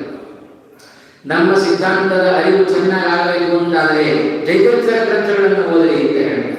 ಯಾಕೆಂದ್ರೆ ಜೈತೀರ್ಥರ ತಾವು ಗ್ರಂಥಗಳನ್ನು ರಚನೆ ಮಾಡುವಾಗ ಇತರ ಪರಮತವನ್ನು ಖಂಡನೆ ಮಾಡಿದ್ದು 10 ವಾಕ್ಯಗಳಲ್ಲಿ ಪರಮತದ ವಿಷಯವನ್ನು ತಿಳಿಸಿಕೊಡುತ್ತಾರೆ. ಆಮೇಲೆ ಇಷ್ಟೆಲ್ಲ ವಿಷಯವನ್ನು ಹೇಳಿ ಇಂಥ ಮತ ಇದು ಸರಿ ಇಲ್ಲ ಅಂತ ಉತ್ತರ ಕೊಟ್ಟದ್ದು 2 ಅವರ ಮತವನ್ನ ಹೇಳಿದ್ದು 16 ಪಂಕ್ತಿಗಳಲ್ಲಿ ಹೇಳಿ ನಮ್ಮ ಸಿದ್ಧಾಂತವನ್ನು ತಿಳಿಸಿದ್ದು ಉತ್ತರವನ್ನು ಹೇಳಿದ್ದು 2-3 ಪಂಕ್ತಿಗಳಲ್ಲಿ. ಹಾಗಾಗಿ ಇತರ ಸಿದ್ಧಾಂತಗಳ ಅರಿವು ನಮಗೆ ಚೆನ್ನಾಗಿ ಬರಬೇಕು ಅಂತಾದರೆ ಜೈತೀರ್ಥರ ಗ್ರಂಥಗಳನ್ನು ಓದಬೇಕು ಅನ್ನುವಂತರ ಮಟ್ಟಿಗೆ ಜೈತೀರ್ಥರಿಗೆ ಎಷ್ಟು ಜ್ಞಾನ ಇತ್ತು. ಇತರ ಒಂದು ಸಿದ್ಧಾಂತ ಅದು ಸ್ಥಾಪನೆ ಆಗಬೇಕು ಅಂದರೆ 2 ಬೇಕು. 2 ಅಂಶ. ಒಂದು ಪರಮತ ಖಂಡನೆ, ಸ್ವಮತ ಸ್ಥಾಪನೆ. ಬರೀ ಮತ್ತೊಬ್ಬರನ್ನ ಖಂಡನೆ ಮಾಡಬೇಕು ಅಂದ್ರೆ ಸ್ವಾಮಿ ನಿಮ್ಮದೇನು ಇಲ್ಲ. ಅದಕ್ಕೆ ಬರೀ ನಮ್ಮನ್ನೇ ನಾವು ಸಮರ್ಥನೆ ಮಾಡಬೇಕು ಅಂದ್ರೆ ಮತ್ತೊಬ್ಬರು ಯಾಕೆ ಸರಿಯಲ್ಲ? ಅದಕ್ಕೋಸ್ಕರ ಮತ್ತೊಬ್ಬರದನ್ನು ಖಂಡನೆ ಮಾಡಿ ನಮ್ಮ ಮತ ಸರಿ ಉಂಟು ಅಂತ ಸ್ಥಾಪನೆ ಮಾಡಿದ ಸಿದ್ಧಾಂತ ಅದು ಶ್ರೀಮದಾಚಾರ್ಯರ ಸಿದ್ಧಾಂತ. ಅದಕ್ಕೆ ಆ ಸಿದ್ಧಾಂತಕ್ಕೆ ದೊಡ್ಡ ಕೊಡುಗೆಯನ್ನು ಕೊಟ್ಟವರು ಅವರ ಜಯತೀರ್ಥರು ಅಂತ. ಇಂತಹ ಶಾಸ್ತ್ರೀಯ ವಿಚಾರಗಳು ಬಹಳಷ್ಟು ಜಯತೀರ್ಥರ ಗ್ರಂಥಗಳಲ್ಲಿ ಅಡಗಿದ್ದಾವೆ. ಶ್ರೀಮದಾಚಾರ್ಯರ ಮಾತುಗಳನ್ನು ನಿರಾಹಂಕಾರಿಗಳಾಗಿ ನಿಗರ್ವಿಗಳಾಗಿ ಅದನ್ನು ಜಗತ್ತಿಗೆ ಕೊಟ್ಟ ದೊಡ್ಡ ಒಂದು ಹಿರಿಮೆ ಜಯತೀರ್ಥರಿಗೆ ಸಲ್ಲುತ್ತೆ. ಆ ಹಿನ್ನೆಲೆಯಲ್ಲಿ ಜಯತೀರ್ಥರ ಆರಾಧನೆಯ ನಿಮಿತ್ತ ಅವರ ಜೀವನ ಚರಿತ್ರೆಯೂ ನಮಗೆ ಒಂದು ಮಾರ್ಗದರ್ಶನ. ಜೊತೆಗೆ ಅವರು ತಮಗೋಸ್ಕರ ಬರೆದದ್ದಲ್ಲ, ಇಷ್ಟೆಲ್ಲ ಜ್ಞಾನ ಜಯತೀರ್ಥರಿಗೆ ಇದ್ದೇ ಇತ್ತು. ಆದರೆ ಅವರು ಗ್ರಂಥದ ಮೂಲಕ ಯಾಕೆ ಅದನ್ನ ಜಗತ್ತಿಗೆ ಕೊಟ್ಟರು ಅಂದರೆ ನಮ್ಮಂಥವರಿಗೋಸ್ಕರ ಕೊಟ್ಟಿದ್ದಾರೆ. ಹಾಗಾಗಿ ನಾವು ಆದರೆ ಅದನ್ನು ಸರಿಯಾಗಿ ಅರ್ಥ ಮಾಡಿಕೊಳ್ಳಿ. ಗ್ರಂಥಗಳು ಭಾರಿ ಪುಸ್ತಕ ಸಂಗ್ರಹ ಕೆಲವರು ಮನೆಯಲ್ಲೆಲ್ಲ ಇರ್ತಾರೆ. ಯಾಕೆ? ನವರಾತ್ರಿಯಲ್ಲಿ ಸರಸ್ವತಿ ಪೂಜೆ ಮಾಡಬೇಕಲ್ಲ, ಅದಕ್ಕೋಸ್ಕರ ಗ್ರಂಥಗಳು ಪ್ರತಿ ವರ್ಷಕ್ಕೊಮ್ಮೆ ಅದನ್ನಿಟ್ಟು ಗ್ರಂಥಗಳನ್ನು ಪೂಜೆ ಮಾಡಿಬಿಟ್ರೆ ನಮಗೆ ಜಯತೀರ್ಥರ ಶ್ರೀಮದಾಚಾರ್ಯರ ಅನುಗ್ರಹ ಆಗೋದಿಲ್ಲ. ಅವರ ಗ್ರಂಥಗಳನ್ನು ನಮಗೆ ಬರೆದುಕೊಂಡದ್ದು, ಗ್ರಂಥಗಳನ್ನು ಹಿಡಿಸಬೇಕು, ಓದಬೇಕು, ಅದನ್ನು ತಿಳಿದು ನೀವು ಮತ್ತೊಬ್ಬರಿಗೆ ಹೇಳಬೇಕು. ಇಲ್ಲದೆ ಹೋದರೆ ಏನಾಗುತ್ತೆ? ಒಬ್ಬ ಅಪ್ಪ ಹಳ್ಳಿಯಲ್ಲಿದ್ದಾನೆ, ನಗರ ಪಟ್ಟಣದಲ್ಲಿರುವ ಮಗನಿಗೆ ಪತ್ರ ಬರೆದ, ಇಂಥ ದಿವಸ ನಾನು ಬರ್ತೇನೆ, ನಾನು ಕರ್ಕೊಂಡು ಹೋಗು ಅಂತ ಪತ್ರ ಬರೆದ. ಮಗನಿಗೆ ತಲುಪಿದ ಪತ್ರ, ಓ ಅಪ್ಪನ ಪತ್ರ ಅಂತ ಭಾರಿ ಖುಷಿಯಾಯಿತು. ಸಂತೋಷಪಟ್ಟ ಮಗ ದೇವರ ಮನೆಯಲ್ಲಿಟ್ಟು ಪೂಜೆ ಮಾಡಿದ. ಪೂಜೆ ಮಾಡುವಾಗ ಬಂದ ಅಪ್ಪ ಬರೆದಿದ್ದಾನೆ ಪತ್ರ, ಅಪ್ಪ ಬರೆದಿದ್ದೇನಲ್ಲ ಅಂತ ಹೇಳಿ ಮಗ ಕರ್ಕೊಂಡು ಹೋಗಿ ಬರ್ತಾನೆ ಅಂತ ಹೇಳಿ ಅಪ್ಪ ಅದನ್ನು ಕರ್ಕೊಂಡು ಹೋಗ್ಲಿಕ್ಕೆ ಯಾವ ಬರಲಿ. ಸಿಟ್ಟು ಬಂತ ಅಪ್ಪನಿಗೆ. ಕಷ್ಟಪಟ್ಟು ಅಂತೂ ಇದ್ದು ಮಗನ ಮನೆ ಕೊಡ್ಕೊಂಡು ಬಂದಿದ್ದಾನೆ. ಬಂದು ಕೂಡಲೇ ಮಗನಿಗೆ ಆಶ್ಚರ್ಯ, ಅಪ್ಪ ಬಂದ್ಬಿಟ್ರೆ ಒಂದು ಮಾತು ಮೊದಲೇ ಕಳಿಸಿದ್ರೆ ನಾನೇ ಬರ್ತಿದ್ದಲ್ವ, ಪತ್ರ ಬರ್ತಿದ್ದಲ್ಲ, ಏನು ಮಾಡಿ? ನೋಡ್ರಿ ದೇವರ ಮನೆಗೆ ಪೂಜೆ ಮಾಡ್ತಾ ಇದ್ದೇನೆ. ಅಪ್ಪ ಚೆನ್ನಾಗಿ ಬೈತಾರೆ. ಪತ್ರ ಬರೆದದ್ದು ನಿನಗೆ ಅದಕ್ಕೋ ದೇವರ ಮನೆಗೆ ಪೂಜೆ ಮಾಡಿ ಪತ್ರ ಬರೆದದ್ದಲ್ಲ, ಅದನ್ನ ತೆಗೆದು ಅವರಲ್ಲಿ ಇದ್ದದ್ದಂತೆ ನೀನು ಮಾಡಿದ್ದರೆ ಆಗ ನನಗೆ ಸಂತೋಷ ಆಗ್ತಾ ಇತ್ತು ಅಂತ ಅಪ್ಪ ಮಗನಿಗೆ ಬೈದಂತೆ. ಅದಕ್ಕೆ ದಾಸ ಹೇಳಿದ್ರು, ಕಾಗದ ಬಂದಿದೆ ಕೊಳ್ಳಿರೋ ಬರುವುದು, ಕಾಗದ ಬಂದಿದೆ ಕೊಳ್ಳಿರೋ ಅಂತ ಹೇಳಿದ್ರು. ಆ ಕಾಗದದ ಸಾರವನ್ನ ಶ್ರೀಮದಾಚಾರ್ಯರ ಮಾತಿನ ಸಾರವನ್ನ ಜಯತೀರ್ಥರು ತಮ್ಮ ಗ್ರಂಥಗಳ ಮೂಲಕ ನಮಗೆ ಕೊಟ್ಟು ಹೋಗಿದ್ದಾರೆ. ನಾವು ಮಾಡಬೇಕಾದ ಕೆಲಸ ಇಟ್ಟೆ. ಅಪ್ಪ ಬರೆದ ಪತ್ರವನ್ನ ಮನೆಯಲ್ಲಿ ಇಟ್ಟು ಪೂಜೆ ಮಾಡಿದಂತೆ ಅದರ ಪರಿಣಾಮ ಏನಾಯಿತು? ಅಪ್ಪನ ಬೈಗುಳಕ್ಕೆ ಪಾತ್ರನಾದ. ಅದರಂತೆ ಪರಮಾತ್ಮನ ವಾಯುದೇವರ ಜಯತೀರ್ಥರ ನಿಂದನೆಗೆ ನಾವು ಪಾತ್ರರಾಗಿದ್ದೇವೆ. ಚೆನ್ನಾಗಿ ನಮ್ಮನ್ನು ನಿಂದನೆ ಮಾಡಿದ್ದಾರೆ. ಇಷ್ಟು ಬಾಳೆಯನ್ನು ಸುರಿದು ಕೊಟ್ಟು ತಿನ್ನಲಿಕ್ಕೆ ನಿಮಗೆ ಯೋಗ್ಯತೆ ಇಲ್ಲಲ್ಲ, ಬಿಡಿಸಲಿ ಗ್ರಂಥವನ್ನ ಇಷ್ಟು ಪೂಜೆ ಮಾಡಿದರೆ ನಮಗೆ ತೃಪ್ತಿ ಆಗುವುದಿಲ್ಲ. ಅದರಲ್ಲಿ ಹೇಳಿದಂತೆ ತಿಳಿದು ಅದನ್ನು 4 ಜನರಿಗೆ ಬೋಧನೆ ಮಾಡಿದರೆ ಅದರಿಂದ ನಮಗೆ ತೃಪ್ತಿ ಅಂತ ಜಯತೀರ್ಥರಿ ಅವರ ಅಂತರ್ಯಾಮಿಯಾದ ವಾಯುದೇವರು ಭಗವಂತ ಎಲ್ಲರದ್ದು ಒಂದೇ ಅಭಿಪ್ರಾಯ. ಹಾಗಾಗಿ ಇಂತಹ ಆರಾಧನೆಗಳಲ್ಲಿ ಭಾಗವಹಿಸಿ ಈ ಜನ್ಮದಲ್ಲಿ ನಮಗೆ ಓದುವ ಭಾಗ್ಯ ಸಿಗಲಿಲ್ಲವೋ ಸ್ವಾಮಿ, ಮುಂದಿನ ಜನ್ಮದಲ್ಲಿ ಯಾರು ಆಚಾರ್ಯ ಶ್ರೀಮದಾಚಾರ್ಯ ಸಂತಮೇ ಜನ್ಮ ಜನ್ಮನಿ ಹೇಗೆ ಜಯತೀರ್ಥರಿಗೆ ಶ್ರೀಮದಾಚಾರ್ಯರು ಸಾಕ್ಷಾತ್ತಾಗಿ ಗುರುಗಳಾದರು ಅಂಥ ಭಾಗ್ಯ ಅದು ನಮಗೂ ಸಿಗುವಂತಾಗಲಿ ಎಂಬುದಾಗಿ ಪ್ರತಿನಿತ್ಯ ಬೆಳಗ್ಗೆ ಏಳುವಾಗ ರಾತ್ರಿ ಮಲಗುವ ಇದೇ ಪ್ರಾರ್ಥನೆ ನಮಗೆ ಬಂತು ಅಂತಾದರೆ ಮುಂದಿನ ಜನ್ಮದಲ್ಲಿ ಭಗವಂತ ಅದಕ್ಕೆ ಸರಿಯಾದ ಬೆಲೆಯನ್ನ ಕೊಟ್ಟೇ ಕೊಡುತ್ತಾನೆ. ಶ್ರೀಮದಾಚಾರ್ಯರ ಗ್ರಂಥಗಳನ್ನು ಓದುವ ಜನ್ಮ ನಮ್ಮ ಮುಂದಿನ ಜನ್ಮದಲ್ಲಿಯೂ ಬರುತ್ತೆ. ಜಯತೀರ್ಥರ ಆ ಶ್ರೀಮದಾಚಾರ್ಯರ ಅನುಗ್ರಹಕ್ಕೆ ನಾವು ಮಾತ್ರರಾಗಲಿಕ್ಕೆ ಸಾಧ್ಯತೆ ಆಗುತ್ತೆ. ಆ ಹಿನ್ನೆಲೆಯಲ್ಲಿ ಇಂತಹ ಜ್ಞಾನ ಕಾರ್ಯದಲ್ಲಿ ಭಾಗವಹಿಸಬೇಕಾದ ನಮ್ಮೆಲ್ಲರ ಕರ್ತವ್ಯ. ಶ್ರೀಮಠದಲ್ಲಿ ವಿಶೇಷವಾಗಿ ಅಂತಹ ಜ್ಞಾನ ಕಾರ್ಯ ಪ್ರತಿಯೊಂದು ದಾಸವರೇಣ್ಯರ ಅಥವಾ ಇತರ ಯತಿಗಳ ಆರಾಧನೆಯ ಸಂದರ್ಭದಲ್ಲಿ ಶಾಕಾಂಬರಿನಗರ ರಾಯಮಠದಲ್ಲಿ ವಿಶೇಷವಾಗಿ ಜ್ಞಾನ ಕಾರ್ಯ ಅದು ನಡೀತಾ ಇರುತ್ತೆ. ಹಾಗಾಗಿ ನಮ್ಮ ಮೇಲೆ ವಿಶೇಷವಾದ ಅಭಿಮಾನವನ್ನು ಇಟ್ಟು ನಮ್ಮ ನರಹರಿಯವರು ಇವತ್ತಿನ ಜ್ಞಾನ ಕಾರ್ಯದಲ್ಲಿ ಭಾಗವಹಿಸಲಿಕ್ಕೆ ನಮಗೆ ಅವಕಾಶವನ್ನು ಕೊಟ್ಟಿದ್ದಾರೆ. ಅವರು ಅವರ ಪರಿವಾರದವರು ಹಾಗೆ ನೆಲದ ಪ್ರತಿಯೊಬ್ಬ ಶ್ರೋತೃಗಳಿಗೂ ಕೂಡ ಆ ಜಯತೀರ್ಥ ಅಂತರ್ಗತರಾದ ಹರಿಮಾಯಿಗಳು ಅನುಗ್ರಹವನ್ನು ಮಾಡಲಿ ಎಂಬುದಾಗಿ ಪ್ರಾರ್ಥನೆ ಮಾಡಿ ನನ್ನ ಮಾತುಗಳನ್ನು ಮುಕ್ತಾಯ ಮಾಡ್ತಾ ಇದ್ದೇನೆ. ಕೃಷ್ಣ